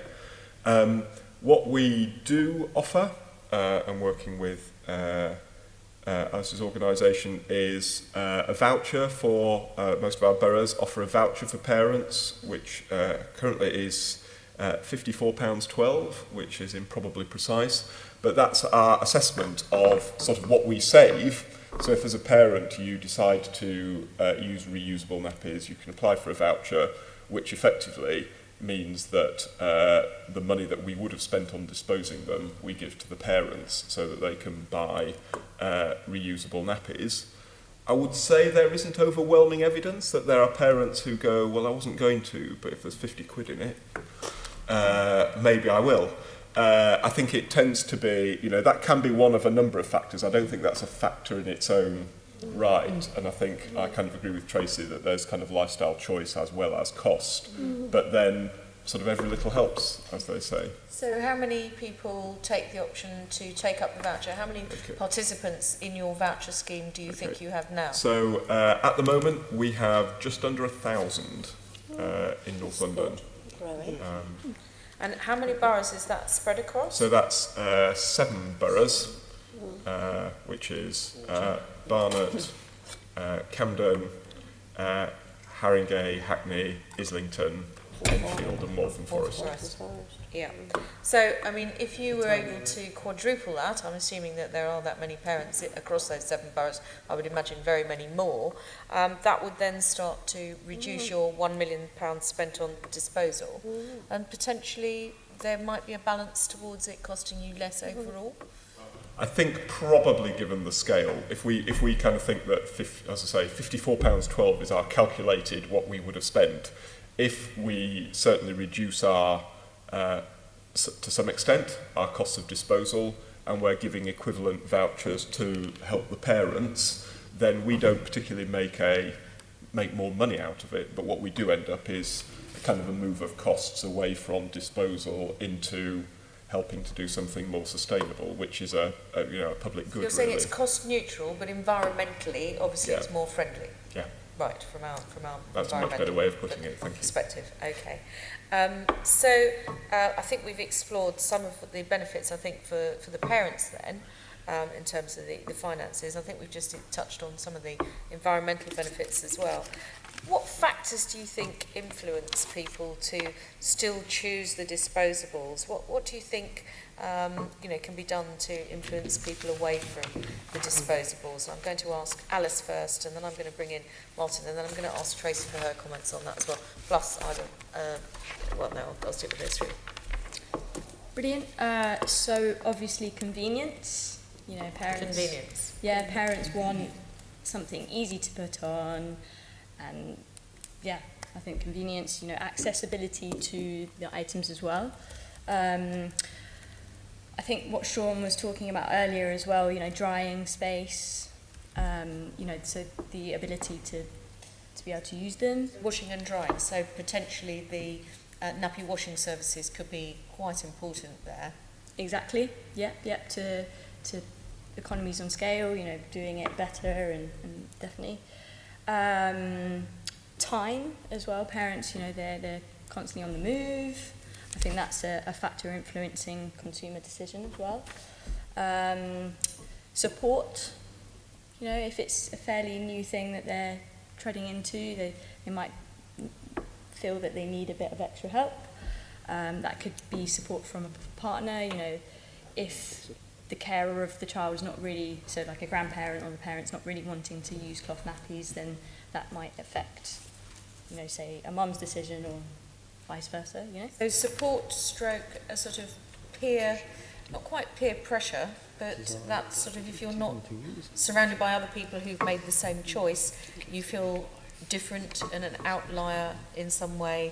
So, and I think this might have, we're going to talk about the peer products in a minute with some questions from someone else, but I do wonder whether that sort of makes people feel that they don't want to do it because they don't know anyone else that is. Sometimes in our surveys we do ask, how many other parents do you know who use reusable nappies, and it's a very small number, so like one or two people. I think parents will use whatever nappies they want to use regardless of the support. I think it's best, you know, there's a lot of parents who are like, yes, I'll use cloth nappies, but then some actually do kind of worry about what others might think. But I think in general, you know, just showing that there's a support network, Real Nappies Funding does that, you know, helps provide support, and I think that's good. But I guess, yeah, price is not always a deciding factor for parents. I think they're looking at quality, and I think supermarket own brand as well. I'm talking disposable at the moment. You know, I think there's a bit of competition there, I guess, for you. It's very big. Very big part You of the haven't market. mentioned advertising, and obviously that, I think, must have pretty much of an impact on people. I don't think I've ever seen an advert for a happy baby crawling across the television, or wearing reusable nappies. Or is that just me? Am I watching the wrong programmes? How would you know? You're completely right. You know, the media, it's always disposable nappies. If you see a picture of a baby on a TV or anything, it's probably in a... Sorry? They've usually paid for the ad. Yeah, so I think it's the cost. Like, Real Nappies for London does not have that cost to be doing wide advertising. You know, I don't know, I can't speak on behalf of the manufacturers of the cloth nappy industry. Maybe that's something that they could look into, but it is a difficult factor, because I guess, God, nappies are multi-millions, aren't they? It's become normalised in the culture that it's sort of disposable, where in the past it was the opposite. So it's just, it's a question of perceptions and changing people's perceptions, I think, around That's why we're doing this whole thing around plastic and stopping people using single-use plastic water bottles, through to people not sticking things down the toilet that are full of plastic, through to etc. etc. Martin, did you want to come in on that a bit about anything around choice? So again, sort of what evidence we've got from dealing with communities is kind of many of the points Alice made, and this is it's kind of slightly difficult because I don't want to be kind of downbeat. On the other hand, if we kind of don't acknowledge what the challenges are, we kind of come up with solutions which actually don't resonate in the real world.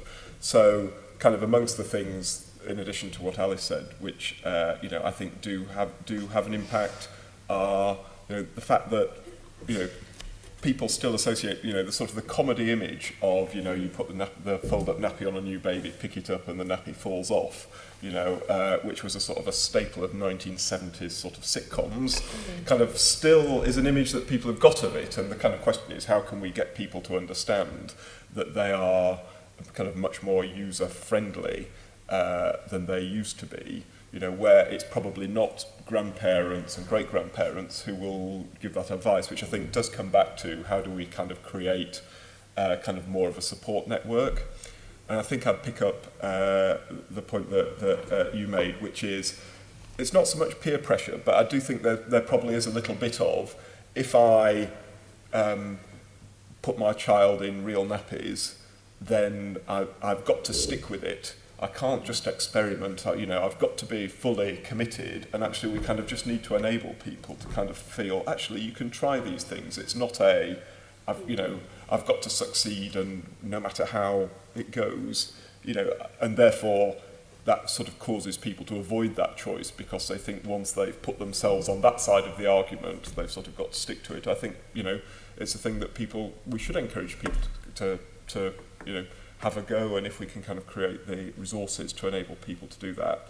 And I do think kind of one of the more difficult factors is just that I think when you're having a baby, your life is unbelievably complex. You're not just choosing nappies, you're choosing car seats, you're choosing cots, you're choosing paint, you're choosing everything. And, so in an area where there's a strong norm at the moment, kind of, maybe people just go with, well, actually, I'm already agonising enough about, kind of what design of car seat to go for. Don't add nappies to the complexity. And again, just helping people to kind of understand that it's, so in manageable terms of is the important. local authority members of the North London Waste Authority, the 7 that participate in the voucher scheme, in terms of the advertising of that scheme and getting people away from the current norm towards doing something else, how easy is it, I don't live in any of those boroughs, how easy would it be for me to find out details of that on any of those local authority websites? Is it very easy to find? Is it well signposted?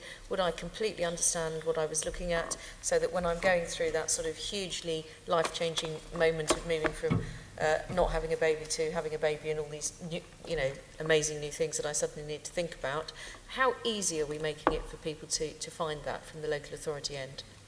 I think that's a very good question. So my recollection is that it's advertised on our Wise Up to Waste website, which is kind of encouraging people to reuse, recycle, waste less. And so from that point of view, would I be looking at that if well, I was exactly. pregnant I think and that's about to have a that's the baby? interesting question. The question is kind of where do kind of families and individuals expecting a baby, where do they look? And I think that's harder to hit the right place. I think the answer is to try and cover as many places as possible. And we were talking earlier about, is it accessible through midwives, through your visits to the NHS, through maternity clinics. And I'd say we probably have mixed success in that area. So I'd say probably, as a parent, it would be fair to say, you've got to look for it. Hopefully if you look for it, you can find it. But what you probably won't do is stumble into it and go, oh, that looks interesting. I think that's a fair comment. So I think then I would just say that probably more could be done then in that area to make sure. I mean, because quite often the website will have a sort of scrolling advert for something, on the very front page. Does it ever appear there? Who knows? And maybe we can make some recommendations then about better signposting towards this as a service or as an alternative. Sorry, Alice. Is it okay to just add a few things to you? So I think that's from a local authority perspective, isn't it? But one of the main ways that parents hear about our scheme and about cloth nappies is word of mouth. And there's a rise of social media. I've been working for Real Nappies for London for 8 years, and we used to code the website. We used to do so much, but now, just having your mobile phones, the internet is easy to hand. It's so accessible that now parents, as soon as they hear about, a scheme, they're on their phone, they're already looking for things.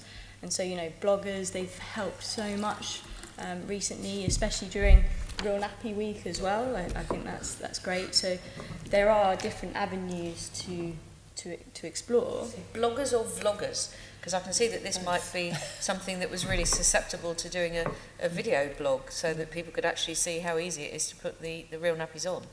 There are vloggers, yeah.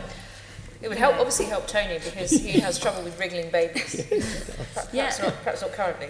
This is actually right, and I'm really glad that you mentioned it, because there are kind of mama bloggers, dada bloggers who go out and normalise their cloth nappy routine, so parents can search for it and then find out more support, come to face-to-face events as well, and I think it's really important.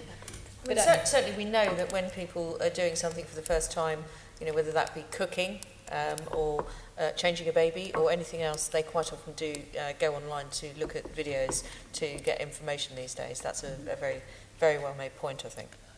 Leonie, I'm going to be bringing Jeanette in on reusable period products, but just before we do, just going back to the cost with Martin, you were saying it costs £1 million a year to dispose of disposable nappies, and from the figures you gave, I think you're giving out about £50,000 a year in vouchers for nappies, so that leaves you with £950,000 a year just of the cost of disposing of disposable nappies. Have you thought about running a nappy laundry service and, as a way of providing parents with, particularly parents who, there's a huge issue with nappy poverty and people having to get nappies from food banks. Have you thought about actually trying to set up a local authority reusable nappy laundry service in order to save your costs of disposal? Good idea. I'll come on to that. I'll just do a quick bit of arithmetic, which is we're spending £1 million disposing of nappies. In addition, we are giving away the vouchers. Your 50,000, sorry, that's £1 million and 50. So the vouchers so it's an even bigger budget for your nappy laundry service. So it's not something that we, as a disposal authority, have looked at. Certainly, I know that one of our authorities, so the individual boroughs do the waste collection, and I know that Camden of our boroughs, for example, offer parents a separate nappy collection, which is aimed principally at avoiding the contamination which I was describing earlier, which is yet a further cost which I haven't calculated. We haven't looked hard at what a nappy laundry service would look like. I mean, one of the concerns I think we would have would be actually how distributed the population who use real nappies are. What you want to get is effectively a concentration so that you minimise collection and transport costs. That's one of the kind of the main challenges, I think, and commercial services have been able to operate in that space as well. I'm sure there'd be a kind of question as to whether we would be impacting on commercial services in that area. So I'm not going to say now, never, but I think that from that point of view, it's not something we've looked at hard, and I can just explain a little bit more. I'm sure I can provide a note which just kind of explains a bit more kind of what the nappy laundry market in North London looks like. That would be really helpful. Can I just add that there are actually 2 laundry services operating in London? So North London, there's Nappy Ever After, and then there's Number One for nappies as well. There's a really huge gap, I think, in the south of London for laundry services. But do those laundry services, do they have a problem with finance? I mean, you know, could there be more discussion going on between the local authorities who are having to pay so much to dispose of disposable nappies and those? Yeah, I think there's room for discussion and, you know, investing into infrastructure that helps use reusable nappies better is really good. But I'd just like to kind of go back quickly as well to the scheme, is that the Real Nappies for London scheme isn't just North London, it's also Bexley and Lambeth at the moment. So there are, you know, different boroughs happening. So I just wanted to add that. So if we were just going to add complexity, I'd say not all of our boroughs do vouchers, some do direct cash to parents. But anyway, that's lots of detail. Yeah. The broad picture is right.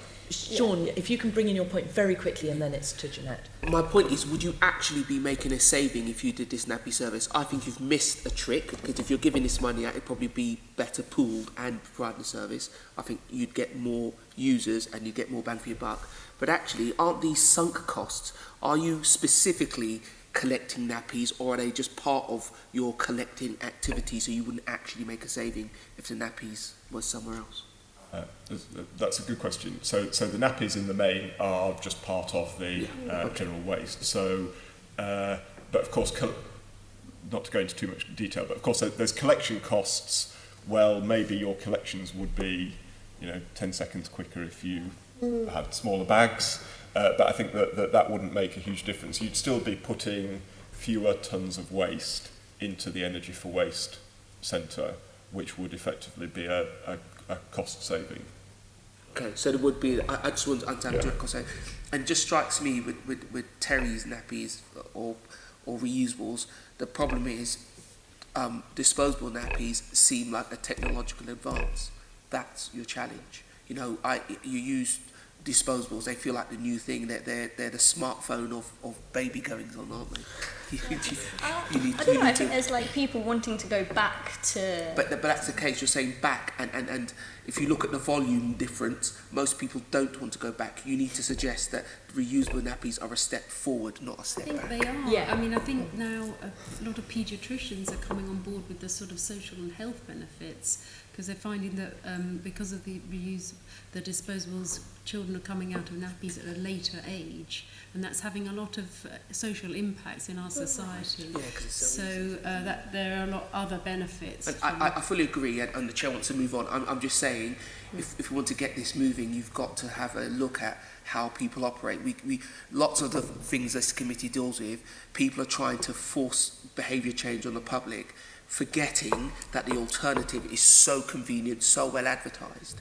You need to present this as a beneficial choice, a new thing, rather than just the environment, because the environment makes sense to us, but not to everybody else, as well. They'll all be environmentalists. Thank you, Sean. I'm going to bring Jeanette in now. Thanks, Chair. Can I just follow-up question before I go on to disposable period products to Martin? In terms of reaching out with this initiative, I wasn't sure whether it's a local authority-led initiative or whether it was your initiative, and whether or not you were working with organisations like Mumsnet or that wider world about disseminating this information. It just seemed like it was an initiative and it's very passive. Okay. So I might kind of describe it as a bit of a pyramid. So as it were, there's one North London Waste Authority. We work with the 7 boroughs. The boroughs tend to work with the communities. So we have a waste prevention team which works sort of strategically, and many of the boroughs have people who work much closer to the community, so we work together, and we work with organisations like Alice who are kind of enabling people to do the kind of detailed engagement with parents. You know, and in the same way, if I kind of look in another area about, which isn't connected with this, but for example, kind of encouraging people to repair rather than throw away equipment. Again, we kind of do something through through our authority, which then works with the boroughs and then works with repair cafes at local level. So we always try and make sure that we kind of work right to the whole face. I think it's just that. But you're not doing. I only get so far under my own authority. You're not doing any positive promotion of this incentive. So the positive. So we aren't doing paid advertising for it. You're not doing. That's true. That's right. Yeah. So if you wanted greater take-up, that would be something you'd have to consider. In a way, they kind of, Real Nappies for London is there to kind of do a little bit of it, take off the load of the local authorities and do it through us. But yeah. Just suggesting that there are more mums in North London with Mumsnet app on their phone, that if you wanted to bring this to their attention, that might be something worthwhile doing. I've actually tried, but I need to try harder. Okay, it's all about trying harder. Over to you, Mandu, sorry, and Kate, I'm sure you'll want to come in. Let me start by saying, Mandu, I've been reading about the marvellous work you've been doing with Cup Effect, and it's a charity, is it? Absolutely, a charity? yes. Yes, and in terms of looking now at the alternatives to disposable period product, your major focus is on the use of the cup. That's a primary focus, absolutely. Right. And what can you tell us? Like, when did you start, and what's been the response? Initially, the Cup Effects work began in low-income communities in Malawi and Kenya. That's where it began, because the scenario of need in those contexts is very different here, and there are women whose and girls whose lives are being held back significantly because they don't have access to products. And what I realized, though, was actually after doing an initial series of projects in both those locations, there's actually an issue on our doorstep. So we've started doing work here in the UK as well. It's fascinating, though. You're working in two very different environments, but the kind of reaction, the challenges and the barriers have more in common than you might expect, and certainly more than I expected when I began doing this work. And there's absolutely, I want to agree with Tracy about consumer choice being a factor. But I think informed consumer choice is the missing piece of the puzzle. One of the main reasons, whether you're talking about the UK or a slum in Kenya, that people don't use menstrual cups is because they haven't heard of them. And then when they have heard of them, they don't know how to use them, or they might be intimidated by them, or there might be factors related to what you alluded to around stigma, taboo, etc., that create other barriers. I mean, fundamentally, we do not, in a slum in Malawi or a remote rural community in Kenya or a refugee camp in Malawi, drop them out of a helicopter and, be done with it. All of our work is accompanied by information is accompanied by giving people the opportunity to explore what their hesitations may be about using the product, to ask the difficult questions, and to, you know, go through a process of acclimatizing and becoming what I call cup confident. Okay, and of course the environmental impact of the cup, you're saying it's lasting 10 years 10 plus, years, is yes. minimum to disposable. But if we focus on the UK for a while, the population you're trying to speak to are currently using disposable. Primarily, they're using disposables, absolutely. And it's to get them then to get greater awareness of the cup. Yes. And understand the environmental impact. So how do you get those messages over? To be honest, this is one of the challenges when you're a small NGO, part of a small NGO community. I'm really trying actually to tap into existing structures and networks. My first instinct is actually the schools route is likely to be a very fruitful route for all sorts of reasons. But it really is about demystifying a product like this, first of all. And so you do need people who have experience and confidence to kind of lead those initial discussions. And we do, I mean, you know, forget Tupperware parties, we do Cupperware parties, where we take people through that journey of getting the information that they need. I would love to scale that up.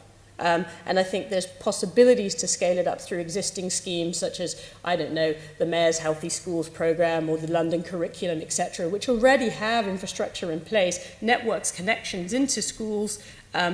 What you need is a module that you could tag onto that to ensure those girls have the opportunity to make that informed choice. Okay, I mean that might come in terms of the impact on the environment and alternatives. Yes. It comes on that way. And of course the financial benefits of the cup, I think you've told us about it, but just repeat. Sure. I mean, what the financial. If you're a woman who spends, or a girl who spends about £6.50 a month on pads or tampons, if you're using a menstrual cup, apart from the initial outlay, which would be about £20 to £25, you will spend £0 on menstrual products, and that will equate to about £78 a year, which over the 10-year period that you can use your menstrual cup for, you're going to save about 780 quid. So, I mean, I've used mine for 9 years, I've saved about 700 quid, that's a nice holiday, you know? And that information isn't presented and isn't put out there when people are at the point of making the choice about what to use. And do you think people or young people appreciate really there's only, we lose about 2 to 3 teaspoonfuls of blood a day? Because the ads would have you believe that, you know, you're awash with blood and that's why you need all these disposable. Tracy's going to come in and say they don't, but, you know.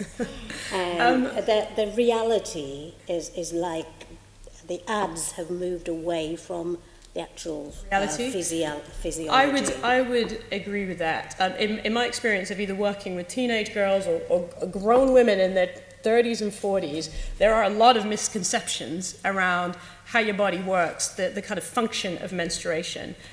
Clearly every woman's different, but with a menstrual cup, I mean, it actually has measurements on it. I don't take any notice of those. I don't have a spreadsheet which tracks how much blood I've lost every month on month. But one of the unforeseen advantages of using a menstrual cup is the familiarity you gain with your own body. And the connection, we take people through a journey where they understand those things and also link that to the kind of relationship we all have as consumers with our wider environment. And what I find typically is people are usually, like I was when I discovered this for the first time, utterly repelled at the idea. I thought it sounded like the worst thing ever, disgusting. I had absolutely it didn't appeal to me to begin with. But I find that reaction's typical, but you take people through a journey where they have all the information before them, they suddenly become less reticent. It's an extraordinary transition. We're able to take people on in the space of an hour session in a classroom or 3 hours in a more informal setting if you're at one of my Cupperware parties. we need to replicate that. I'll leave it to that with a Cupperware party. You're very welcome, Jeanette. It's a great idea. Katie, tell us about the different, the other types of products, and what do you think are the factors that will influence people to move from disposable to reusable? Yeah, so we also, similar to Mandu, we run environmental workshops in schools and universities, and would totally reiterate what Mandu's saying. We would love to scale it up to give that sort of detailed, unbiased information really to menstruators. So we talk about all the different options and what are the pros and cons, environmental and health, of all the different options. So look at disposal, or sort of disposables with using organic cotton and plastic free, the cup, but also sort of washable pads. Because sometimes, I mean, obviously, I love the cup, I use one myself, but I know it's not for everybody. So we like to give people different choices. Or some people might want to use the cup, but mix it with using washable pads. So these are some of the options. A new thing that's quite popular now are the reusable period underwear. We've had a lot of feedback from young girls finding that they're very suitable for them. They can wear them all day and not have to worry. So there are lots of different sort of innovations coming on. So, or if people are not quite ready to do the full switch to reusables, what are the best, most environmentally friendly disposable options? Or maybe they'll then use the cup at a later date. Because it depends. I mean, if you're saying university halls of resident, you might not have a washing machine nearby. Do you want to use washable pads? So it depends on your circumstance as well, I think. And of course, the other reusable pads that we know about are the pads that women of a different age need, in terms of incontinent pads, and so would that come into your product range? I mean, these are then, depending on your flow, you can have thicker absorbency. But I was thinking that this period underwear can work quite well for the sort of incontinence market. Maybe not the full incontinence, but people who've just got that stress incontinence and perhaps don't feel confident going out. When it's, again, another taboo subject and a huge waste issue, that actually there's some reusable alternatives that people might feel quite comfortable using. So, yeah. And why aren't those in your boots? Well, no, not boots, because I don't. Yeah. Nope, not boots. Why aren't those in Pharmacies, absolutely. I didn't say boots. Why aren't they in pharmacies or, not in the pound shop? Yeah, I think most of the companies running these are quite small, running on a shoestring. They simply don't have those sort of marketing budgets to be in the big products. But we've formed an environmental coalition of lots of different organisations and companies who care about these issues, wanting people to manage their periods so they don't harm the planet or their own health. So one of our coalition partners is Diva Cup. They're a menstrual cup. They're much bigger in the United States, got a big market. And they said this year they experienced triple-digit growth, and it was down to distribution. So they had managed to get in the big pharmacies, like I think Walmart, Walgreens, and that had a significant impact. So I think that's a key point. Once people have access to these products, actually they are choosing them. So that's another barrier to overcome.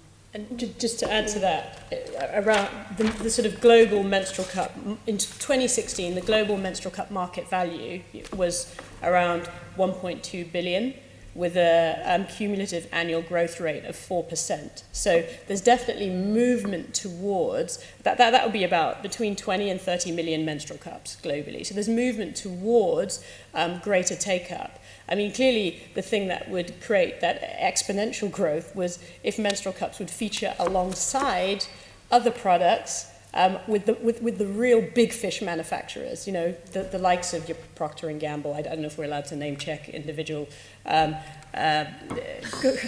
organizations, sorry.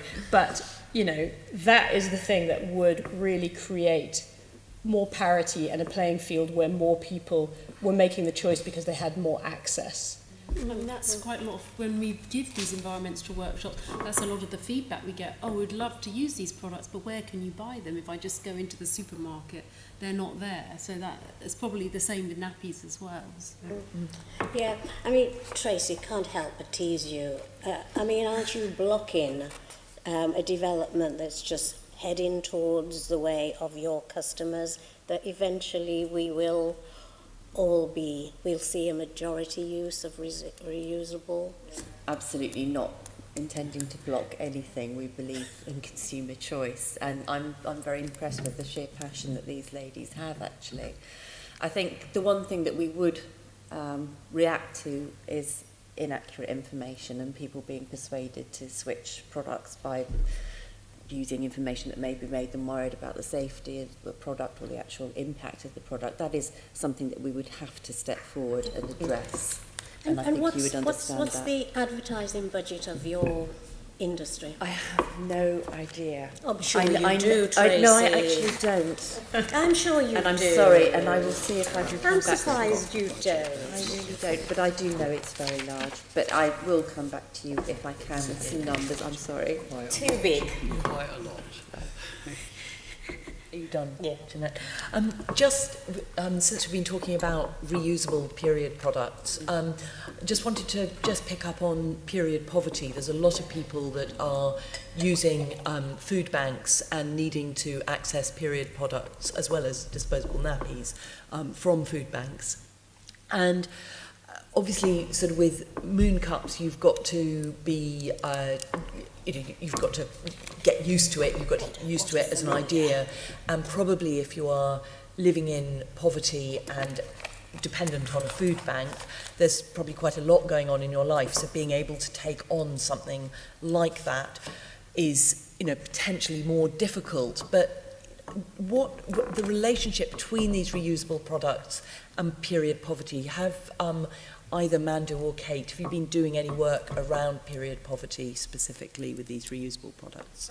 Yes, but treading very carefully, actually, and treading very carefully, very deliberately, because the last thing we really want to do is create an association between reusable products and people who, are having a rough time with respect to poverty. Again, the whole message around informed choice is absolutely mission critical to any work we do, whether it's with people living in poverty or people who are more affluent.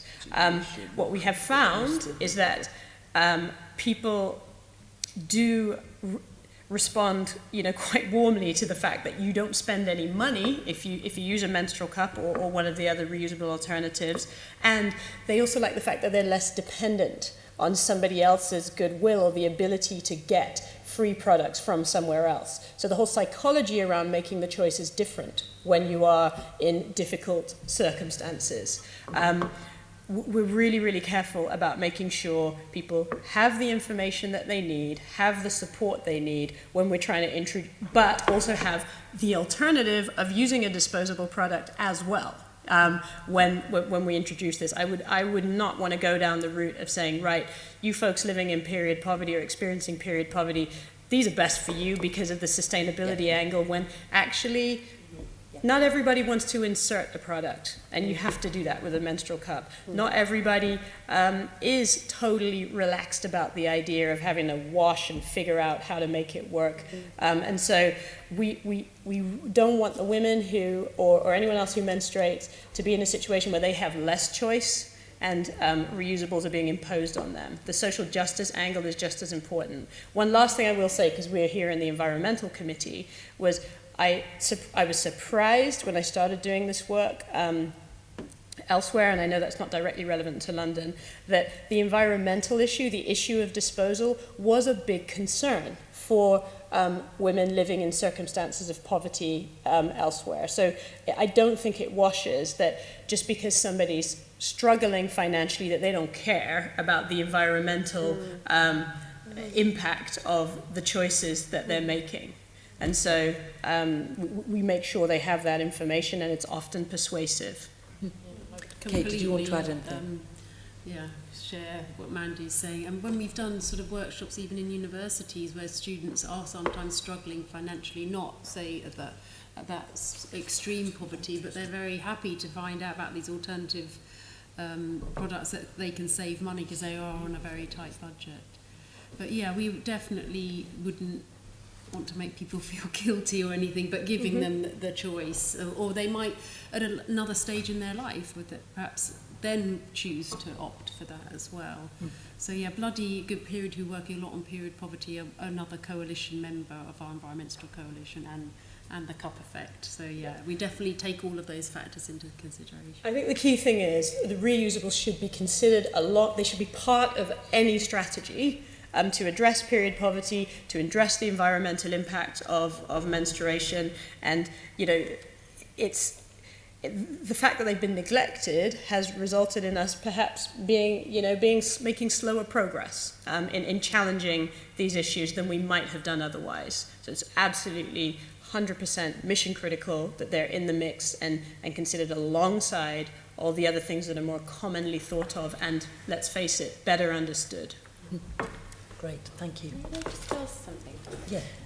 I wished I'd thought about it before I came, but as you know, I've got a passionate interest in continence care and promoting continence care services and getting people assessed and effectively out of pads. And I am aware that the producers of absorbent continence products do actually have a range of washable products as well. And I will look into finding out how that works and how much of that goes into the NHS and what choices are provided for people too. It'd be really helpful. Thank you if you could send that through afterwards. That's excellent. So I'm going to move us on to looking at how we can reduce the impact of these single-use products. Tracy, do you think that the producers could be, what could they change to encourage users to dispose of products correctly? And is there anything further that the producers and retailers could do to reduce the impact of nappies, incontinence and period products? I think there's still a great deal to be done around education. We can certainly do better than we're doing on labelling and making that more prominent. One of the things that I know retailers particularly are very good at acting very quickly on these sorts of things. They tend to be quite agile, and it's certainly a couple of the main retailers have been very, very good at picking up the guidelines and applying it to other products as well. One of the other things that I'm very keen to raise, not just here but also in the all-party group that I'm secretariat to on continence, is the fact that it's come to light recently that there is only a requirement or a stipulation in employment law for women to have disposal bins in the workplace toilet. There is no stipulation for a bin in any other toilet, and there's nothing whatsoever for men's washrooms. There are a significant proportion of men in the community who go to work, who do all the things that we all do every day, and why should anybody stop, but are inhibited by the fact that they are limited in terms of disposing of product. And that's something that I very much wanted to raise here today, and also I'll be putting on the agenda with the permission of the chairs of the all-party group. So there should be bins in men's toilets as well as women's toilets so that incontinence products can be disposed of properly. Do you think some of them are being flushed then? Well, that or they're having to be carried home, and that's really, quite unpleasant. And I think it's quite unfair as well. I've been sent recently by one of my clinical colleagues a document that estimates that between the ages of 60 and 64, around 11% of men will have some form of urinary incontinence. It may be as a result of diabetes, prostate cancer, obesity, stroke, any of those things. It may be temporary, it may be permanent, and a huge number more reports urinary incontinence less frequently. So the boys need bins. Very good. Boys need bins. We should start here. I think we have this whole session has been full of recommendations just falling into our laps. Boys need bins. We even have a slogan. We should start at City Hall. We should indeed. We should indeed. Okay, so yes, education, labelling, bins. Anything else, or in terms of reducing wrongful disposal? I think those are the key starting points, but I think it's also about working with other groups and other influencers, and I'd say the same to you all as well in terms of getting your messages across, looking at trusted third parties, people that have a voice. We're all talking NCT here. Those sorts of groups that already are trusted and people listen to, and they sign up to their websites, they sign up to their newsletters and so on and so forth. Those are all areas, maybe even Women's Institute and groups like that, in terms of getting messages across into the public domain and making this something that can be spoken about, you know, taking the taboo off it, making it us all realise it's all of our problem and we all need to address it and talk about it. Great, thank you. Tony, can I bring you in? My question really is a complete patsy, which is what can the Mayor do to help? And we've already got one, I think, saying that we should have the disposable bins here at City Hall, which we could do straight away. But the general question is, what do you think the Mayor could do? Let me ask Martin, because you're the one sort of closest to the public sector. Okay, so I think there's a number of areas of action, and it's, I hope, kind of to repeat my answer to Jeanette, it's about kind of building the kind of supporting coalition, really. So I think in terms of encouraging use of products which, well, reusable products basically, then I think helping to create the right networks, so kind of whether that's working through the NHS, but also kind of working with boroughs to help parents' networks focus on things like real nappies. And I think, you know, generally, you know, the Mayor has a kind of a large influence, and I think just kind of helping to create that level of dialogue and demystification is helpful.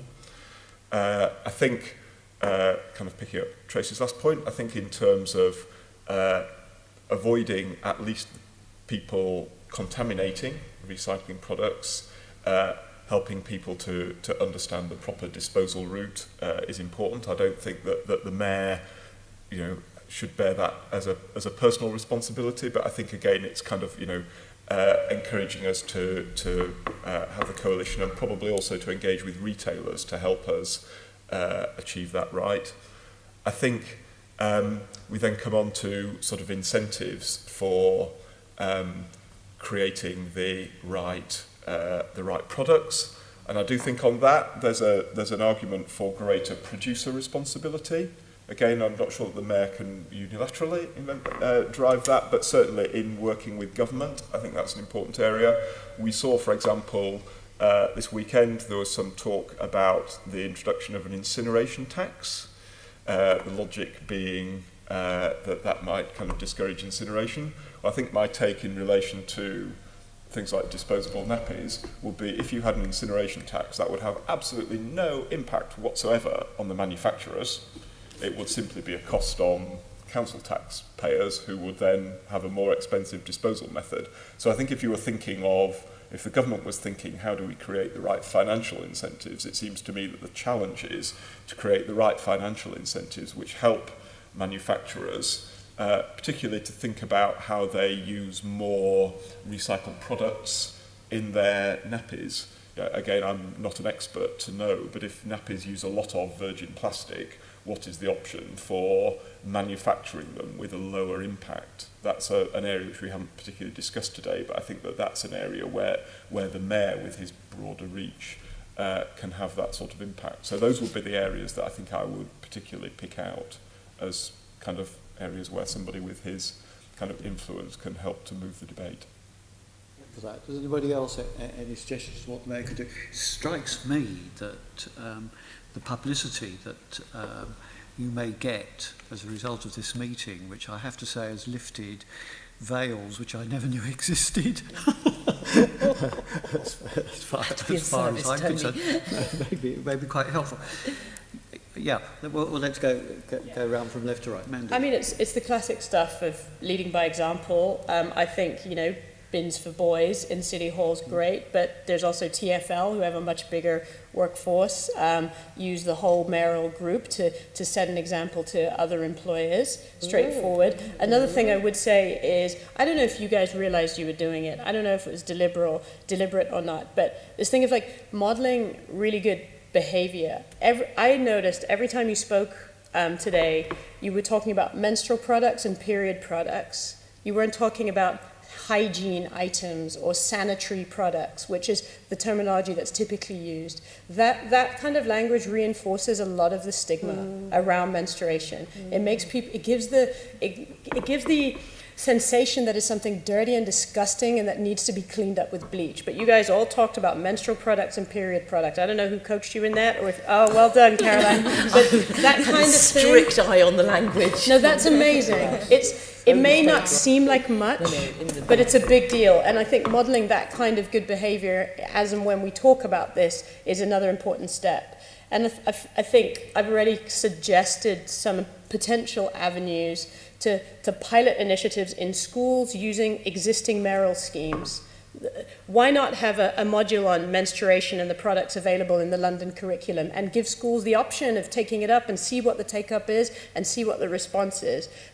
Why not have something that you funnel through the Healthy Schools Network in a similar vein? That kind of stuff creates a blueprint for others to act, and is actually not that difficult to do. You just need the right people with the right expertise. I know the will is out there. I know that schools would like to do better, but need somebody to give them a leg up. And London would be really leading the way if it took an action like that with respect to schools. And the last thing is, I hope this is the beginning of further conversations, but I mean, having Tracy here is so important. We need to have industry in the room.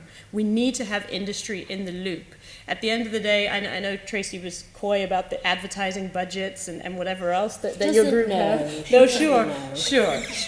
I'm teasing you as well. But actually, those folks are incredibly influential when it comes to trying to make a step change, and keeping them part of the conversation is, for me, something that is an essential way to make sure you get a real enduring change in people's attitudes, change in people's ideas, and then ultimately change in their behavior.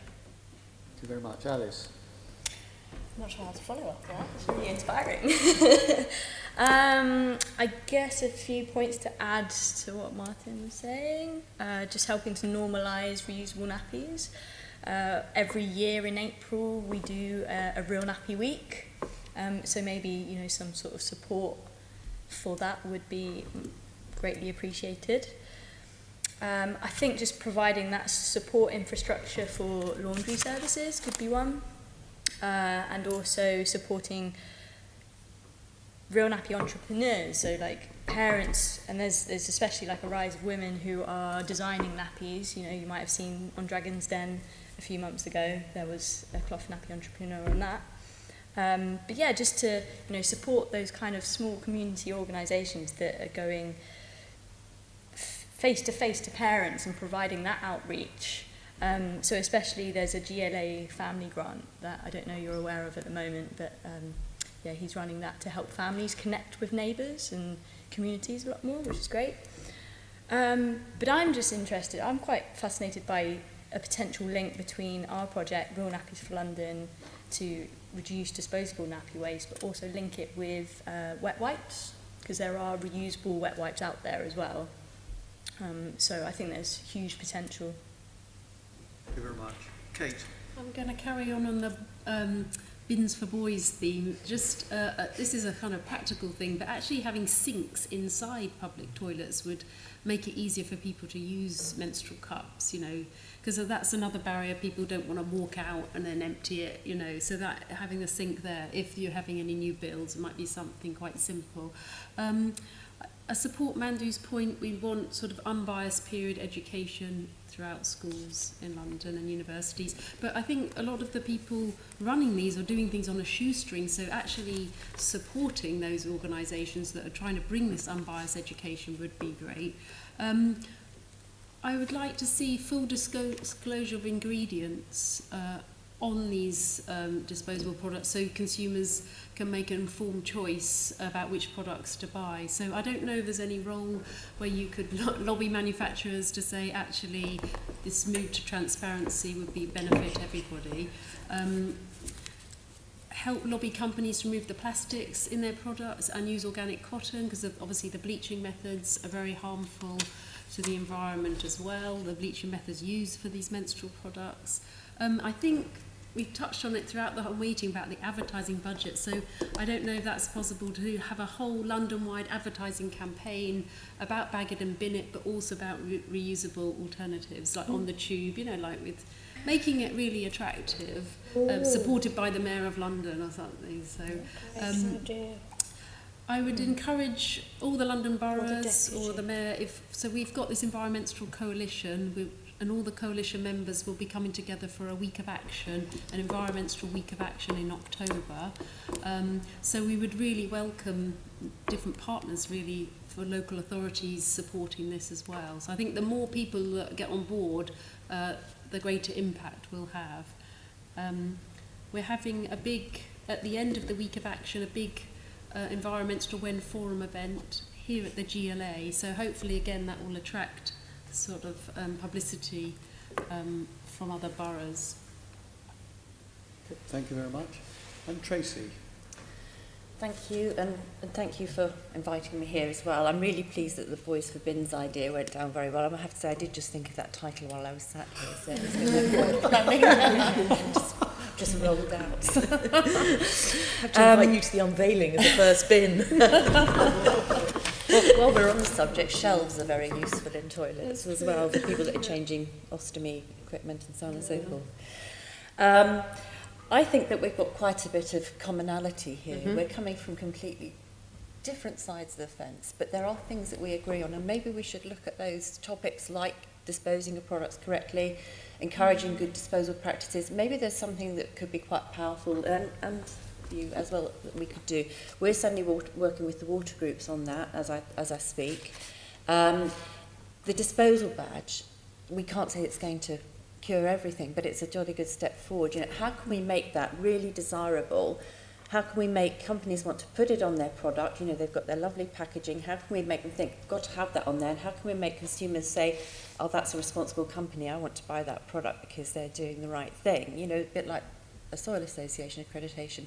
That's an idea that I'd like to sort of have maybe a round table on, you know, who could we get to maybe say, oh, that company has shown excellence in its packaging, its disposal instructions, we're going to give it a star or something along that line.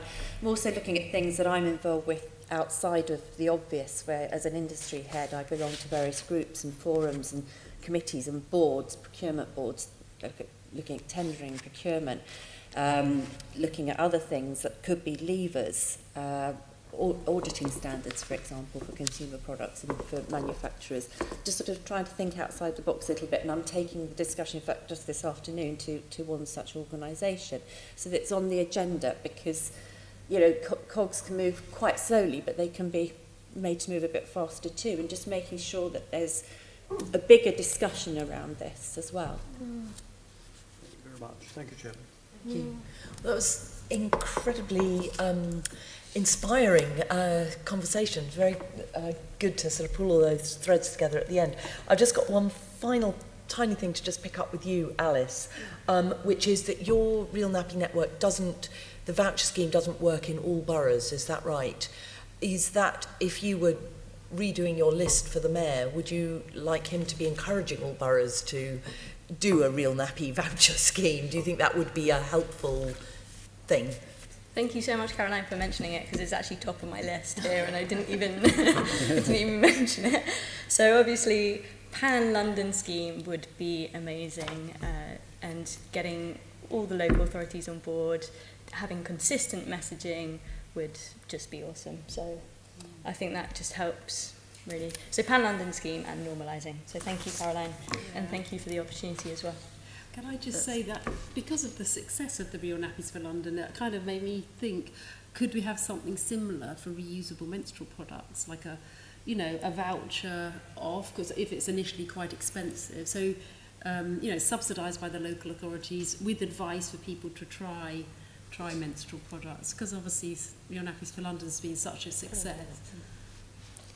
Lynn?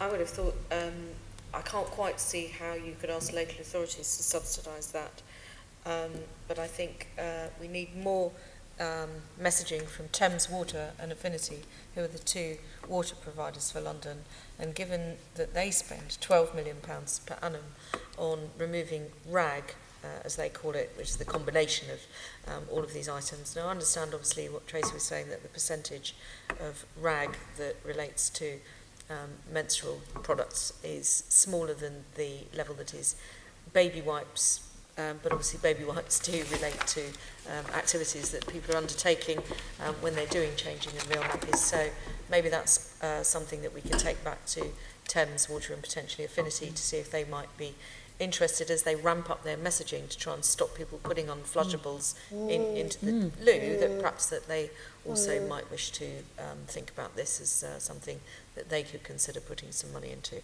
I can't quite see how local authorities would do that. But the idea of help for reusable period products is a great idea. Does anyone else have anything they want to say before I close the meeting? No. So Thank you for having us. Thank you for having us. In which case, can I thank all of you for your contributions, and the committee members for joining in with such enthusiasm. I finally just have a few things we need to do. Can I ask the committee to note the report as background to putting questions to invited guests on single-use plastics, and note the subsequent discussion? Thank you. And delegate authority to me as chair in consultation with party group lead members to agree any output arising from the discussion. Agreed. Can I ask the committee to agree the work programme for the 2018-19 Assembly year as set out in paragraphs 4.2 to 4.15 of the report? Agreed. The next meeting of the committee is scheduled for the 14th of June 2018 at 10 a.m. in the chamber. And there is no further urgent business, and so that concludes the meeting. Thank you.